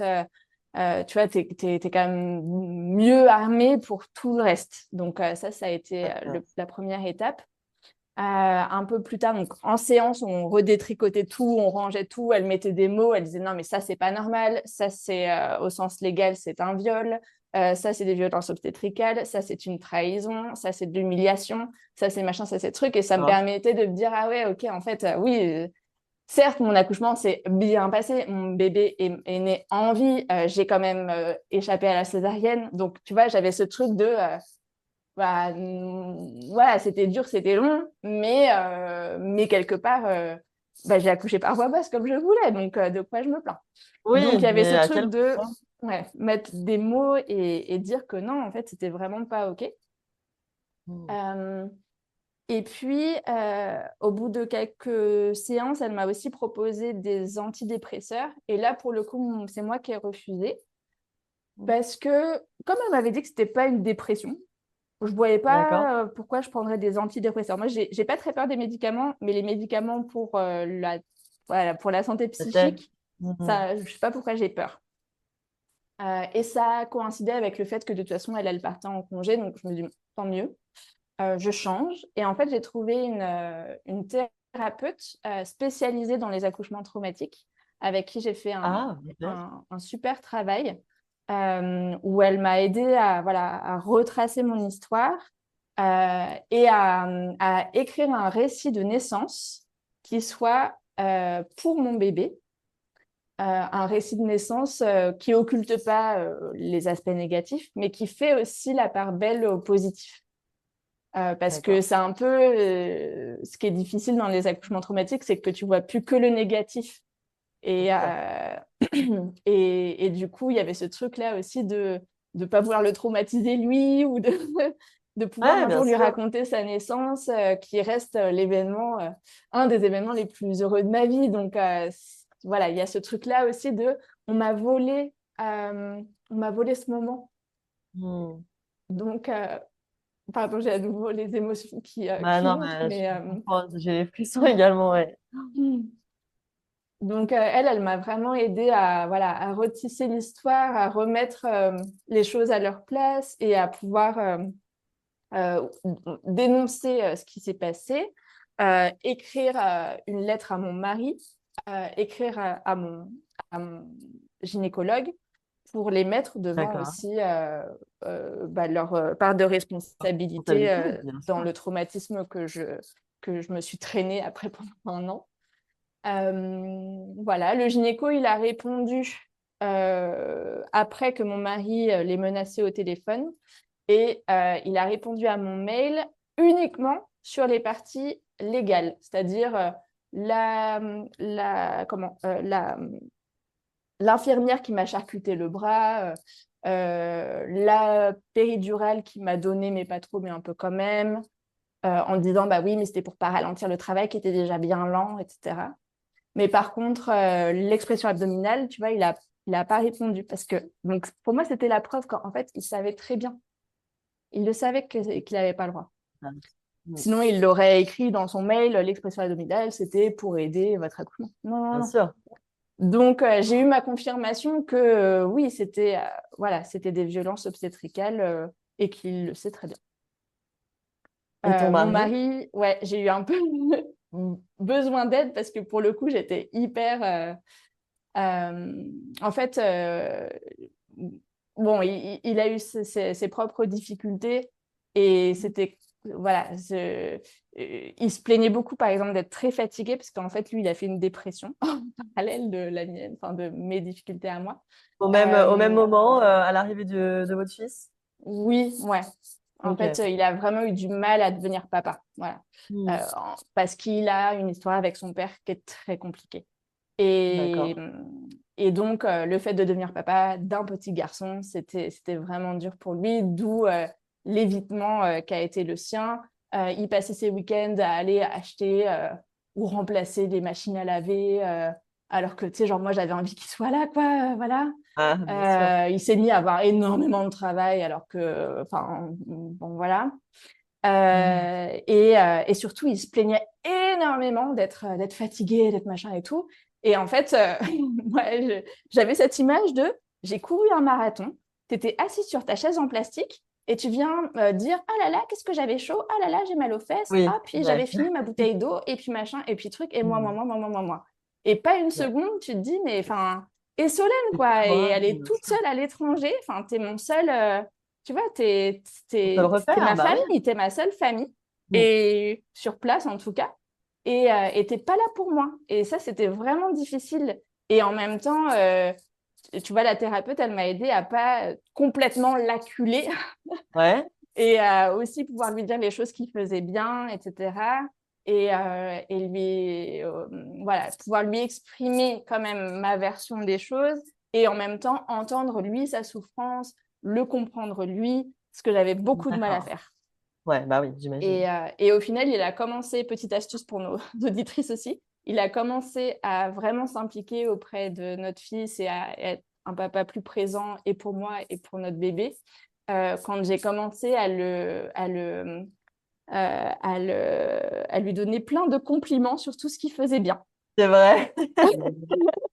À Et mettre genre, en on lumière faisait un peu ses des bonnes tonnes, genre, oh actions. là là, mais t'as hyper bien changé la couche, mais franchement, ouais ou quoi? Bon, moi j'en ai fait 10, toi t'en as fait une. Vraiment, celle que t'as fait, elle était vraiment Top. bien faite. Alors là, franchement, ça m'épate. Et ça l'a mis peut-être en confiance, justement, Ouais, pour ça l'a mis en confiance refaire. et c'est beau parce que le truc de tu fais jamais autant que moi, machin et tout, ça marchait pas, quoi. Oui, souvent, c'est ce qu'on a tendance à faire et à réagir, à direct surréagir, même si ça Ouais. s'entend, si c'est à juste titre. Mais du coup, ça braque l'autre et finalement, au lieu de le faire faire ce que toi, tu voulais qu'il fasse, il va fuir. Alors Mm. qu'en amenant la chose autrement, parfois, on peut avoir des résultats plus concluants. C'est ça. Même si ça reste complètement injuste et c'est une charge mentale supplémentaire pour Je nous, te mais rejoins. Oui, je me suis dit en même temps, enfin, c'est un peu comme avec les enfants, quoi. Faut jouer le jeu de trouver le truc qui marche. ouais, tout à fait, ouais. Euh, voilà. Même si Bon, bah, ça reste ça a bien été ça. juste, comme tu le dis, parce que c'est encore à toi de penser à la manière de le dire pour pas le braquer. Donc, bon, c'est Mm. aussi Mhm. compliqué, quoi. Mm. Mhm. Bon, et donc, il a pris ses marques tout doucement, et après, ça a été vers le mieux? Voilà, oui, ça a été vers le mieux. Une fois qu'on a passé le premier anniversaire de notre bébé, Ouais. là, on avait vraiment trouvé nos marques, chacun notre place. Et puis, moi, ça a coïncidé aussi avec la fin de la thérapie. J'avais plus de flashbacks, je pouvais reparler de mon accouchement sans pleurer à chaudes larmes. Mhm. Et donc, je sentais que voilà, que j'étais pas guérie, mais qu'en tout cas, voilà, si j'étais à nouveau sur pied et puis que j'ai commencé en fait à apprécier aussi ma vie de jeune maman. J'ai toujours aimé mon fils, moi pour le coup, je suis tombée en amour dès les premières secondes. Par contre, aimer le rôle maternel, ça a été plus compliqué parce qu'il a fallu d'abord digérer toutes ces difficultés C'est vrai, que j'ai traversées, quoi. Mm. bien sûr. Et professionnellement, comment tu te sentais à ce moment-là? T'as pivoté dans ta vie? T'as repris ton job d'avant? Comment ça s'est passé? Alors, j'ai repris mon activité que j'étais très contente de retrouver. Ouais, Euh, à la fin de mon congé maternité, donc comme j'avais été très très seule avec mon bébé, j'étais tellement contente de pouvoir le confier et je sautillais dans la rue. Donc j'ai commencé à louer des bureaux en dehors de la maison parce que ok. mon bureau à la maison s'est transformé en chambre d'enfant. Et en même temps, c'était trop bien d'avoir cette coupure et je me revois sautiller dans la rue le 1er décembre, il est né le 27 septembre. Le 1er décembre, jour de ma reprise, je sautillais en rejoignant mes bureaux, en pouvant aller faire pipi quand j'arrivais d'aller faire pipi, Ouais, je comprends. en menant des pauses déjeuner avec mes copines à picoler. Enfin, Ouais, bien sûr. non, c'était trop bien, quoi. C'était le soulagement. Et puis après, j'ai repris un rythme cool le premier mois. Tu vois, je faisais 4-5 heures par jour. Après, j'ai repris Ok. mes 4 jours par semaine. J'ai fait vraiment les trucs de manière progressive. C'est l'avantage quand tu es à ton compte, c'est que bah, voilà, tu t'organises un peu comme tu veux. Puis moi, j'avais une activité qui était quand même déjà relativement mature. J'avais déjà des collaboratrices, donc je n'étais pas toute seule non plus. Donc, je Oui, m'appuyais d'autant plus sur elle. En plus, la grossesse et le congé mat, ça m'avait bien entraînée à ouais, déléguer, parce que de toute façon, tu je ne pouvais m'étonnes. plus faire grand-chose moi-même. Donc, voilà, j'ai repris. J'ai eu un super mois financièrement le mois suivant ma reprise, qu'au départ, j'ai repris que des clientes. Ensuite, j'ai repris des prospects. Ça faisait quasi un an, en fait, que je n'avais pas Et oui. redémarré de nouveaux accompagnements. Donc, j'avais une liste d'attente qui explosait. Et à ma grande surprise, les gens m'avaient attendu. Et du coup, signé Ah, tout de suite, quoi. Était en mode, ah non, moi, c'est bon, j'avais déjà décidé dans ma tête. J'ai eu, je sais plus combien, 7-8 clientes en un mois. trop bien. J'ai fait mon premier mois à plus de 20 000 euros de chiffre d'affaires, Ah, ce qui était très important pour moi à l'époque, où je tournais plutôt vers 4, 5, 6. Ouais, ça a fait waouh, x c'est 3. génial. Donc, ouais, Oh, c'était l'énorme soulagement. Bon, en parallèle, j'entamais ce travail psy, etc., hein. Mais voilà, mon business, ça allait, c'était bon, il ne s'était pas ça roulait, écroulé ouais. comme un château de cartes en mon absence. Ouf! Tout ce que j'avais mis en place de délégation, d'automatisation et tout portait ses fruits. J'avais le livre aussi, j'ai trouvé rapidement un éditeur Un qui m'a dit éditeur. oui. Ouais. Donc voilà, ça m'a porté. En fait, mon activité professionnelle, elle m'a porté pendant la grossesse. Je me suis pas vraiment arrêtée. Si j'avais été salariée, on m'aurait dit on vous arrête. Mais comme j'étais entrepreneur et que j'avais aucune indemnité ou truc de Bien ce sûr. genre-là, en fait, j'ai continué, mais ça m'a aidé à pas être que dans mon corps, d'avoir un truc Ouais. intellectuel à faire. Ça m'a sauvé ma santé mentale et en postpartum, de pouvoir reprendre mon activité, de reprendre un rythme d'adulte, puis d'avoir des wins, quoi. Ouais, ça m'a vachement aidé, ça m'a porté et donc j'ai repris de plus belle en fait mon activité qui s'est même emballée à la sortie du livre et voilà, qui a explosé. Trop bien. Et donc ouais, ça c'était la partie positive voilà, de mon aventure et ça a forgé aussi en moi cette conviction qu'en fait un ralentissement ou que des difficultés peuvent se transformer en quelque chose de positif. En tout cas, ça a été le cas, moi, pour mon activité. Et j'ai eu de plus en plus donc, j'accompagnais des femmes entrepreneuses et j'ai eu de plus en plus de femmes enceintes ou en retour de Et oui, congé mat ouais. que j'avais grand plaisir à accompagner parce que du coup, j'avais plein de trucs et astuces à leur partager. Donc voilà, et au fil du temps, l'idée a fait son chemin aussi pour moi de me spécialiser sur cette thématique. Et Ouais. j'ai profité en fait de mon deuxième congé maternité, enfin de ma deuxième grossesse pour pivoter mon activité et me focaliser sur la grossesse des entrepreneuses et toutes les choses à mettre en place de manière stratégique pour faire en sorte que l'activité en ressorte grandie. C'est génial, c'est génial. Et alors justement, là, si on revient juste un petit peu en arrière, malgré cette expérience quand même assez dure hein, de cette première grossesse, premier accouchement, tu avais quand même l'envie, le désir d'avoir un deuxième enfant. Ça t'a pas freiné? Oui, parce que dans ma tête, j'étais fixée sur le fait d'avoir plusieurs enfants et D'accord. deux notamment. Ok. Au grand étonnement de pas mal de monde, Ah surtout oui, ma maman qui s'est j'imagine. beaucoup inquiétée pour moi, qui était là, Ouais. mais comment ça, t'as envie de être enceinte? J'ai pas dormi les 9 premiers mois Ouais, ouais, c'est sûr. d'inquiétude pour toi. Et en fait, je lui disais, mais moi, j'ai envie d'avoir plusieurs enfants, c'est pour avoir des enfants, c'est pas pour être enceinte ou pour accoucher. Donc, Oui, si j'avais adoré ma grossesse, j'aurais pas eu 18 grossesses pour autant. oui, je comprends. Quelque part, voilà, je savais que c'était difficile. Après, l'hyperémèse gravidique, donc on a 80% de chances de l'avoir à nouveau si on l'a déjà eu. D'accord. Ouais. Donc, c'est pas 100%. Moi, ma grand-mère, elle a eu que pour sa grossesse garçon, pas sa grossesse fille. Donc, j'étais là. En plus, j'ai très Peut-être. envie d'avoir une fille, donc je vais tout mettre en place pour.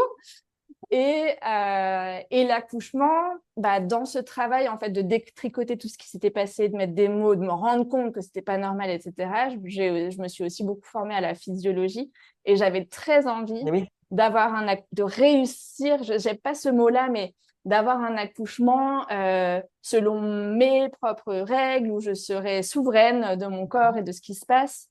Et Ouais. en fait, j'avais hâte de réaccoucher pour réécrire l'histoire et Ouais. pas s'arrêter à ça, en fait.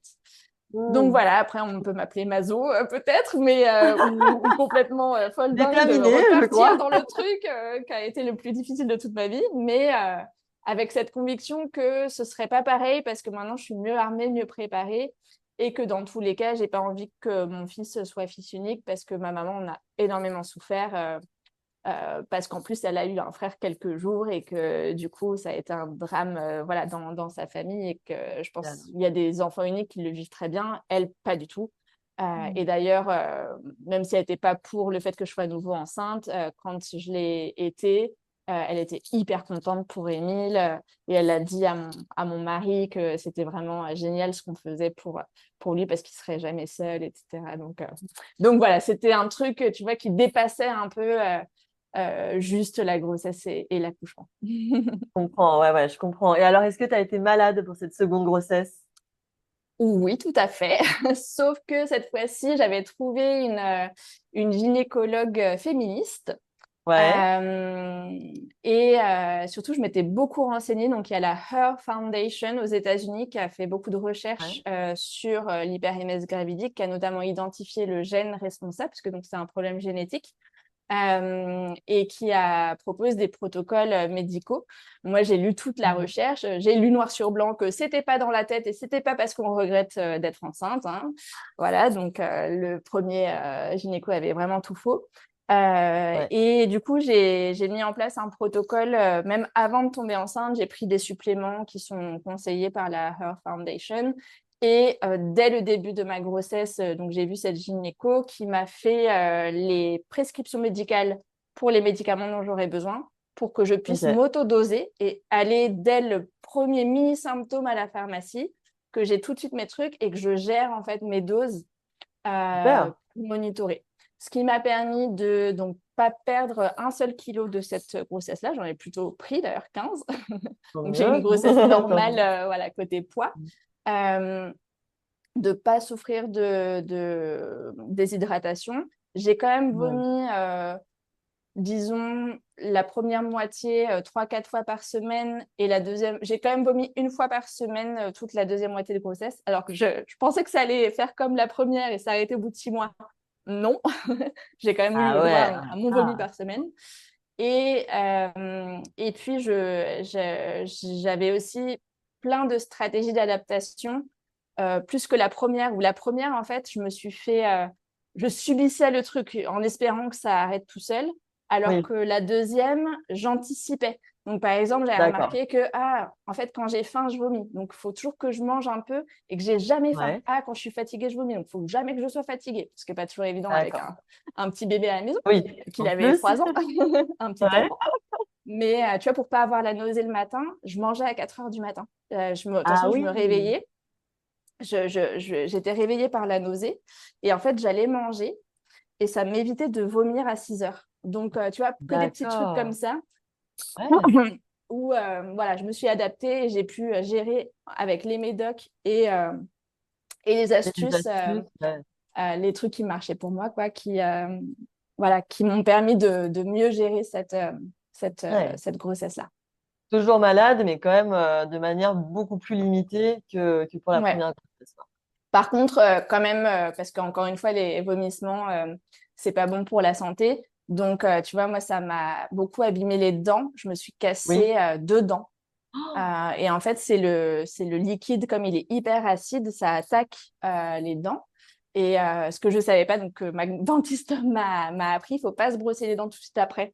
Il faut juste rincer, je le dis D'accord. aussi pour les auditrices, il faut juste rincer à l'eau claire, mais il faut pas brosser D'accord. parce que même si tu rinces un petit peu et que tu brosses, en fait, ça fait rentrer à l'intérieur. Et si tu as des fragilités, moi j'avais 2 dents un peu fragiles, et en fait, elles se sont fendues et cassées, et donc voilà, j'ai dû les remplacer. Enfin, j'en ai remplacé une et l'autre, c'était une dent de sagesse qu'on m'a du coup juste enlevée. Mais tu Enlevé. vois, ouais, D'accord. ça cause plein de problèmes un peu à côté.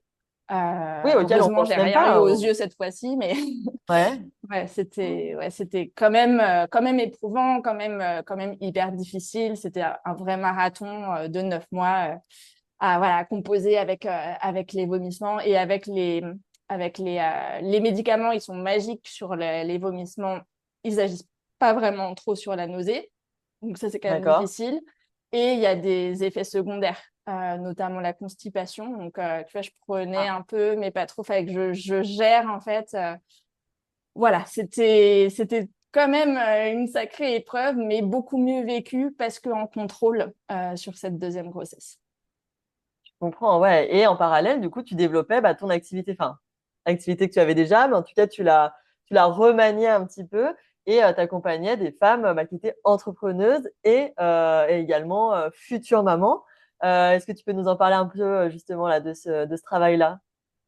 Oui, alors un des grands pivots que j'ai fait au-delà de la thématique, donc vraiment de me spécialiser sur la grossesse, c'était aussi de changer de modèle économique, puisque avant je faisais des accompagnements individuels Ok, et j'avais voilà, toute une équipe aussi qui m'aidait à accompagner mes clientes, mais c'était très lourd en fait dans l'emploi du temps. J'avais des rendez-vous, des séances avec mes clientes tout le temps, et je sentais que là, 2 enfants. J'allais peut-être pas avoir l'énergie pour continuer parce que c'était une activité aussi qui tournait bien. Donc, quand ça marche bien, bah, c'est génial. Et en même temps, c'est à flux tendu tout le bien temps, sûr. quoi. Mon agenda était plein, plein, plein tout le temps. Et j'ai commencé un peu à fatiguer, en fait, de cette activité. Ça faisait 9 ans en plus que je l'avais lancée. J'avais démarré quand j'avais 26 ans, toutes mes dents, pour le coup, là, l'expression, elle prend tout son sens. Ouais, Mais j'étais toute fraîchement sortie du salariat en mode allez, je me lance, tout ça. bien sûr. Là, voilà, j'étais quand même bien. Voilà, j'étais dans une autre phase de vie, dans un autre chapitre familial notamment. Je sentais que l'arrivée d'un deuxième bébé que j'avais envie d'allaiter longtemps cette fois-ci, voilà, je sentais que j'étais arrivée au bout voilà, de ma première activité. Et donc, j'ai lancé un podcast, on en reparlera peut-être après, mais à la fin enfin, ma reprise de congé, après mon deuxième congé mat, j'ai lancé le podcast et quelques mois plus tard, une D'accord. formation en ligne, enfin, un accompagnement collectif pour entrepreneuses enceintes ou en désir de grossesse qui ont peur que tout s'écroule et que du coup, Et j'aide oui, c'est souvent la peur à qu'on peut faire en avoir, sorte ouais. voilà, que ce soit un tremplin plutôt qu'un fossé. C'est génial, c'est génial.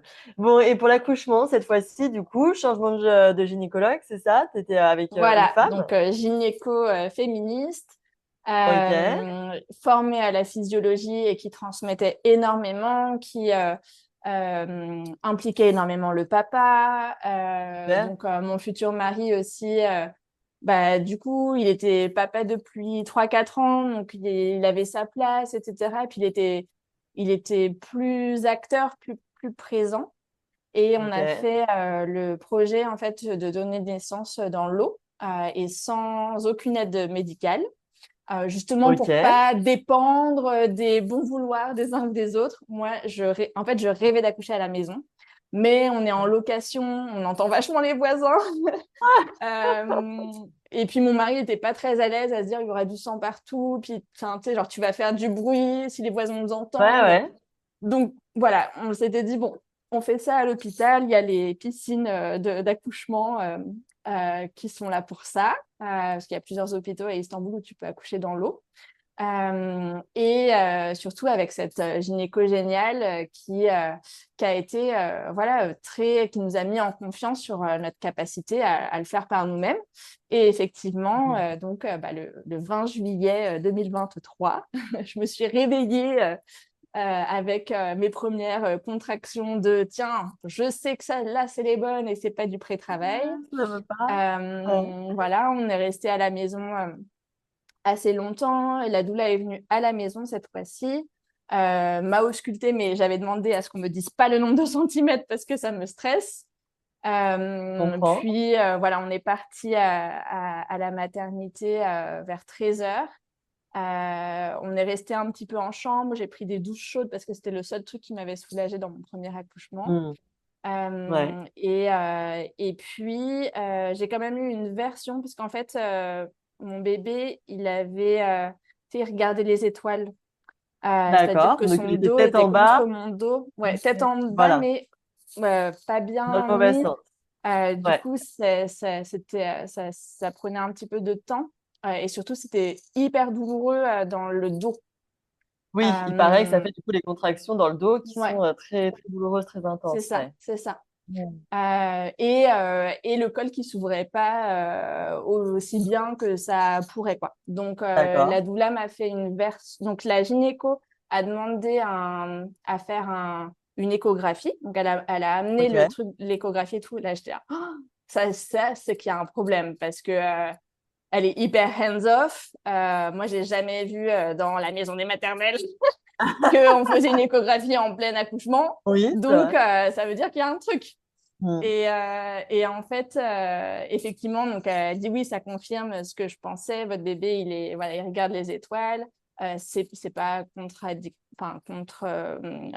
addictoire avec l'accouchement voix basse, mais par contre, ça fait vraiment très mal. Donc, si c'est OK pour vous, on va essayer de la tourner. Ce qu'ils ont fait. Et à partir de là, ça Euh, allait hyper vite. On est vite allé dans la salle de naissance avec donc cette piscine remplie d'eau chaude, génialissime quand tu rentres.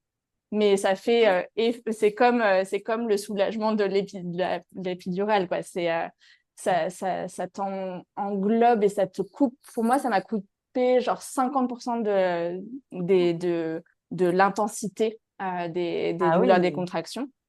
J'avais fait du chant prénatal en préparation à l'accouchement, donc je Super. faisais des voix, mais que j'ai jamais entendues de ma vie, des oh comme ça. Et ça, la prof Ouais, des de chant prénatal, vocalises. ouais, elle avait dit qu'en fait, quand tu accouches, t'as 3 octaves en plus, ou je sais pas combien d'octaves, tu as une voix qui est différente. Et D'accord. effectivement, je faisais des sons graves de folie, ça résonnait dans ce truc. Mon mari est venu dans l'eau avec moi pour me masser le bas du dos. Trop Euh, bien. alors que moi, j'étais pas sûre qu'il vienne, même dans la salle. Et je lui avais dit, en fait, je préfère que tu sois pas là, si c'est trop long, trop dur, trop machin, plutôt que tu sois là et que t'aies pas envie. C'est-à-dire que Oui. j'étais prête à D'accord. accoucher sans lui, plutôt que le premier Ouais. accouchement où j'avais un peu insisté pour qu'il soit là, machin, et puis qu'en fait, lui, il avait, enfin, tu vois, il était Hmm. pas pleinement soutenant. Parce que je l'avais tiré et donc là je dis ah, non moi je veux qu'on me porte en fait donc soit tu portes soit t'es pas là et de Ok. lui-même en fait il est venu dans l'eau il me massait ça me faisait trop du bien c'était génialissime je l'enlaçais à chaque contraction et c'était on était vraiment dans notre bulle apparemment il avait mis de la musique et tout que je aucun souvenir on Papa. n'entendait pas de musique il y avait des petites lumières il y avait des cadres il y avait on avait mis toute une ambiance en fait pour cet accouchement Génial. vraiment physiologique. Et puis bah, j'ai commencé à sentir effectivement la tête, le cercle de feu, même dans l'eau à 38 degrés, tu sens toutes ces sensations-là. Mais qui ne me faisaient pas peur vu que j'avais déjà accouché sans péri la première fois. Voilà. Et puis, bah, c'est moi, en fait, qui ai attrapé Élise quand elle est sortie. J'avais mon mari dans le dos qui m'enlaçait et on a fait ce câlin tous les trois, là, lui derrière moi, Élise sur moi, avec bah, nos quatre mains sur elle. Elle a tout de suite crié. Enfin, ouais, c'était une trop belle naissance. Et surtout, à part cette version dont je parlais tout à l'heure, sans aucune aide médicale, en fait. Ils étaient dans la salle avec nous, mais ils regardaient en nous encourageant, quoi. Et en étant hyper bienveillants, hyper... voilà, la doula, elle me chuchotait aux oreilles que j'y arrivais, que j'étais géniale, enfin, tu vois, j'étais portée Super. dans un truc et j'ai senti une espèce de puissance, mais vraiment, genre, la puissance du féminin sacré, ou je sais pas comment Ah l'appeler, bah ouais, non mais c'est mais je me sûr. suis sentie mais tellement forte en fait dans ce moment et dans ce truc de waouh, je peux le faire. Et c'est là aussi où du coup ça a vachement réparé ce premier accouchement parce que c'était aux antipodes quoi. C'était au lieu de dire bon bah je mets tout dans les mains de la médecine qui en fait te maltraite parce que c'est patriarcal et que ils pensent que les femmes c'est de la ouais, de la gnognotte et bah là non c'était moi qui étais maîtresse de tout mon mari qui était hyper acteur qui a pas été dégoûté d'être dans l'eau parce qu'il y a quand même bah, du sang du Ah liquide bah oui, amniotique et tout qui voilà, forcément. non, il était là, ça lui passait au-dessus de la tête parce qu'il était porté par le moment magique qu'on était en train de vivre, quoi. Et puis, ouais, notre Élise qui est née dans l'eau, enfin, c'est juste extraordinaire, quoi, comme moment. Et voilà, c'était trop bien. Ensuite, on est sorti de l'eau. J'ai sorti le placenta en dehors, enfin, sur D'accord. la table, enfin, la chaise d'accouchement à côté, enfin, oui, le lit, quoi. Ouais. Et puis, mais toujours en restant avec Élise, sans couper le cordon. Parce que oui, ça, j'en ai pas parlé dans le premier accouchement, mais ils l'ont coupé hyper tôt. Ils ont même pas fait couper à mon mari. Euh, alors qu'on voulait un clampage tardif et que après derrière, ils nous ont dit c'est pas parce que vous avez lu des trucs sur Internet que machin, moi j'ai 20 ans de métier, je sais ce que je fais. Non, vous êtes vraiment des enfants.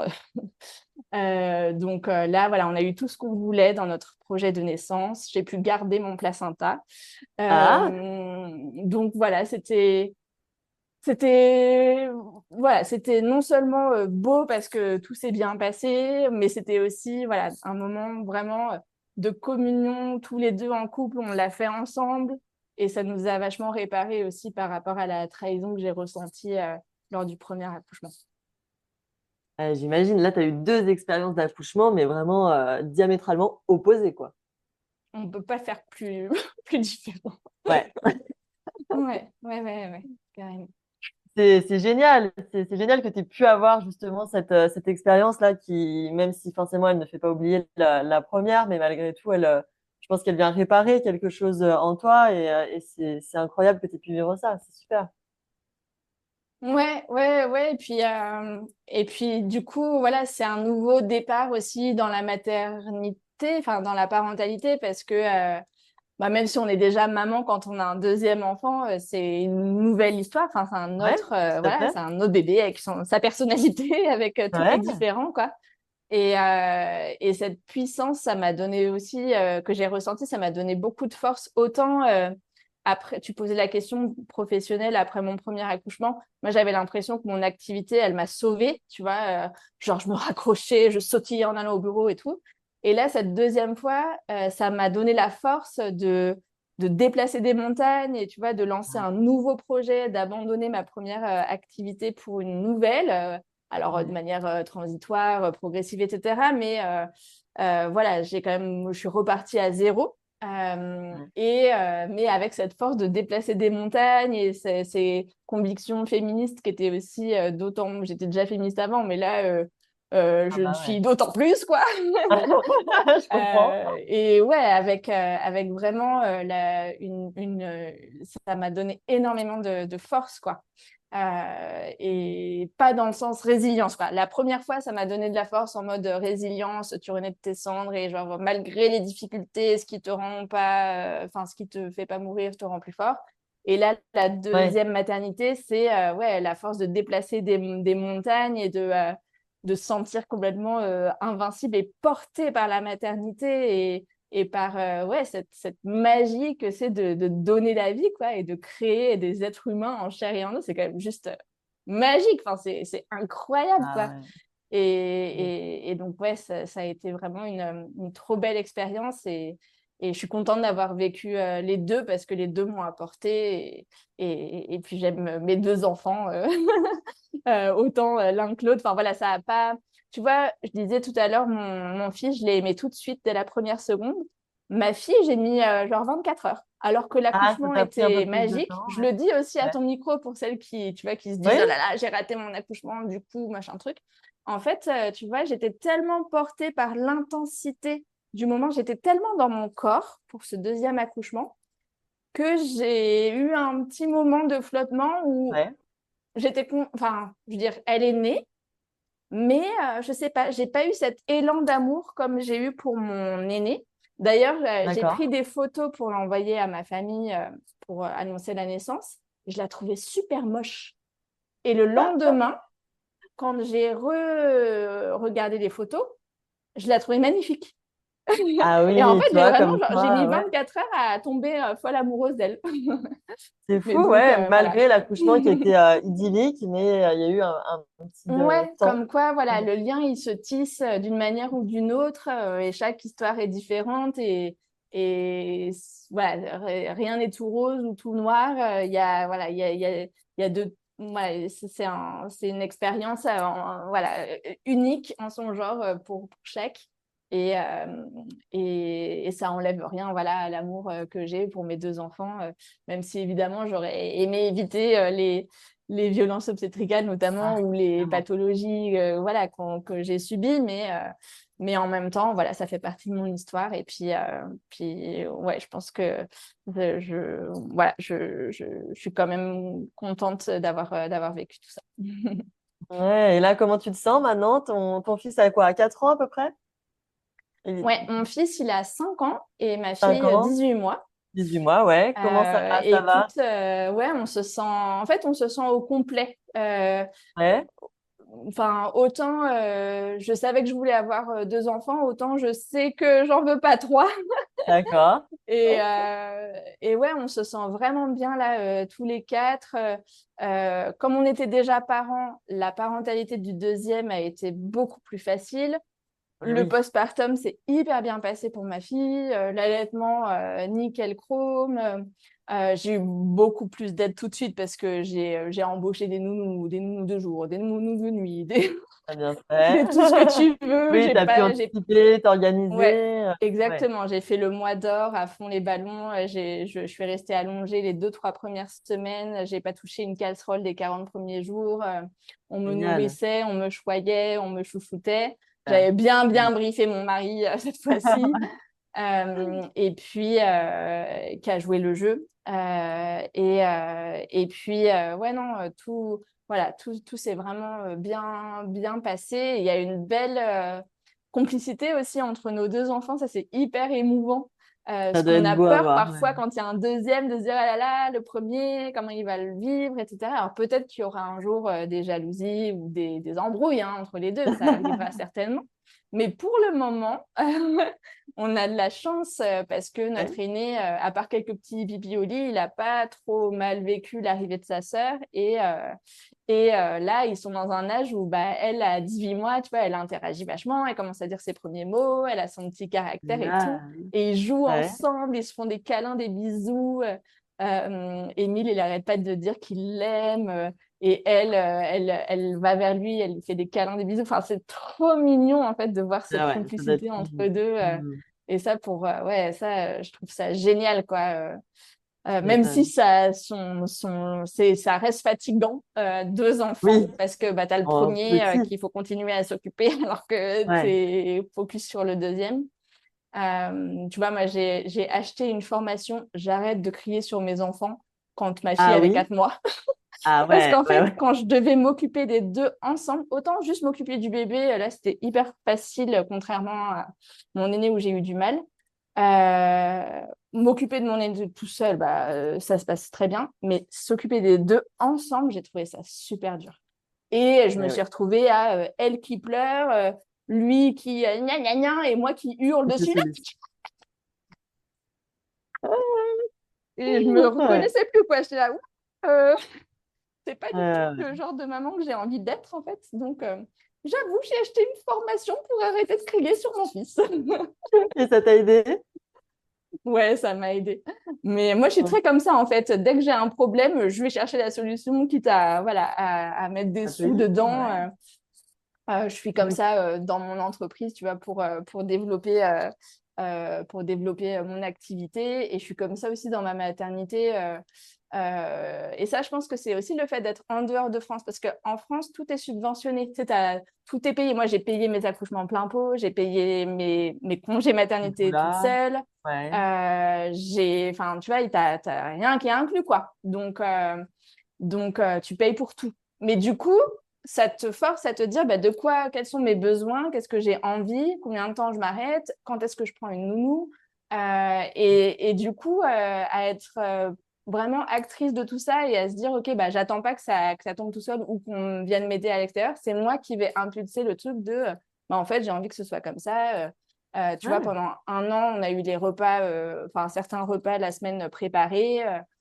Et pourtant, on n'est pas super. riche, enfin, tu vois, mais c'est un investissement qu'on Oui, a vous avez fait. priorisé vos dépenses Ouais, on a selon vos priorisé besoins. nos dépenses pour notre bien-être. On a une fois par mois un date avec la nounou qui reste pour s'occuper et mettre les Trop enfants bien. au lit pendant que nous, bah, on va au resto, on rentre à 9h15, juste après qu'ils soient bien, bien endormis et on va se coucher à 9h30 parce qu'on a bu 2 bières et qu'on n'en peut plus.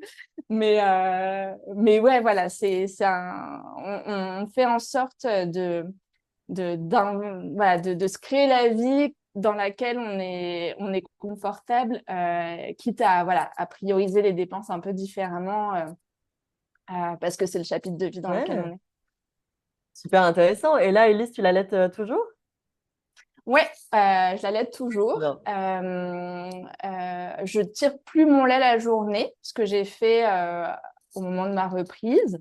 Ouais. Parce que bah, là, elle a 18 mois, donc elle a plus trop besoin de lait la journée. Donc, je l'allaite le matin, le soir et la nuit, parce que la petite Miss, autant son frère à 3 mois et demi, il faisait ses nuits, autant Madame, c'est pas moderne. Voilà. Ouais, ouais, j'ai la même. Euh, mais en même temps, en fait, comme je dors en l'allaitant, Oui, voilà, là, j'aimerais bien commencer à la sevrer de nuit. On l'a bougé dans l'autre chambre. Enfin, voilà, on est en train d'essayer de mettre des petits trucs en place. Je lui dis le soir, cette nuit, il n'y a pas de tétée. Et j'essaye maintenant, à chaque fois quand elle se réveille, de la rendormir sans la tétée. Donc, j'ai réussi à espacer. Maintenant, elle fait plus qu'une tétée par nuit. Parce d'accord. que jusqu'à il y a encore un mois ou deux, on était à 4-5 tétés par nuit, donc c'était Et oui, sportif. ouais, tu m'étonnes. Mais ouais, non, ça se passe bien. Puis je suis contente voilà, voilà, d'avoir ouais, comme c'est mon dernier bébé, quand tu sais que que c'est ton deuxième, il y a aussi ce truc-là de ah, et là, elle est bientôt plus un bébé, c'est un toddler, enfin, c'est une Ah mini bah petite ouais. fille. Mm. Et donc, ça y est, elle commence aussi le potty training, là, le fait de plus mettre de couches, mais les culottes la journée pour faire au Ouais, pot et tout. Donc, enfin, voilà, des nouvelles étapes de son développement et c'est hyper émouvant de la voir grandir. tu Et je trouve m'étonnes. qu'un deuxième, tu l'aimes double parce que tu l'aimes en tant que ce bébé-là, mais ça te rappelle aussi tous les souvenirs du premier quand Et tu oui, revisites, tu es là, ah, tu te rappelles quand il était comme ça et tout. En plus, moi, j'ai gardé tous les vêtements et ils mettent du coup les mêmes les vêtements. mêmes, Donc, ouais, j'ai la version, la V2, mais ça me fait remonter tous les souvenirs et je re-aime mon fils à travers elle. Et donc, c'est ouais, il y a ce génial. côté hyper émouvant de la voir grandir. Ah bah écoute, c'est trop chouette. Merci beaucoup, Solène. Merci de t'être confiée, voilà, surtout sur ce premier accouchement qui a été compliqué. Merci aussi de nous montrer bah, que ça peut se passer autrement pour une deuxième grossesse, un deuxième accouchement, que c'est possible. Et ça, je pense que ça peut rassurer peut-être des femmes qui ont une expérience un peu compliquée. Donc merci pour ça. Et puis je te souhaite évidemment bah, plein de réussite professionnellement et surtout beaucoup d'amour et de tendresse au niveau personnel. Bah, merci beaucoup, Lou, pour ton invitation. Et puis, ouais, j'espère que même si j'ai voulu mettre des mots sur toutes les difficultés et voilà, sans tabou, partager tout ce que voilà, les difficultés que j'ai traversées et ce qu'on m'a fait subir aussi, que au final, bah, voilà, il y a du positif qui peut en ressortir et j'espère que voilà, mon témoignage n'aura pas trop plombé l'ambiance, mais aura aussi apporté du sourire chez tes auditrices et les familles qui te suivent. Ah oui, ça j'en ai nul doute. Donc merci, merci beaucoup Solène. Et voilà, c'est la fin de cet épisode. Alors je vous avoue hein, que quand j'ai terminé mon enregistrement avec Solène, j'étais chamboulée et révoltée. Révoltée d'entendre que le type d'agissement qu'elle a subi existe encore. Révoltée d'entendre que les femmes peuvent être à ce point infantilisées, malmenées et maltraitées. Alors heureusement, hein, cela n'est pas une généralité, hein, et l'histoire peut être réécrite de manière totalement différente. Mais bon, quand même. Merci Solène pour ce récit puissant. C'était vraiment un honneur de t'avoir à mon micro et je sais que les auditrices de Super Mama vont l'accueillir de la plus jolie des manières. D'ailleurs, hein, si vous aussi l'épisode vous a touché en plein cœur, n'hésitez pas à faire un petit mot doux à Solène sur son compte Insta que je vous glisse évidemment en description. Allez, on se retrouve la semaine prochaine pour un nouveau récit. D'ici là, je vous embrasse et puis surtout, prenez bien soin de vous.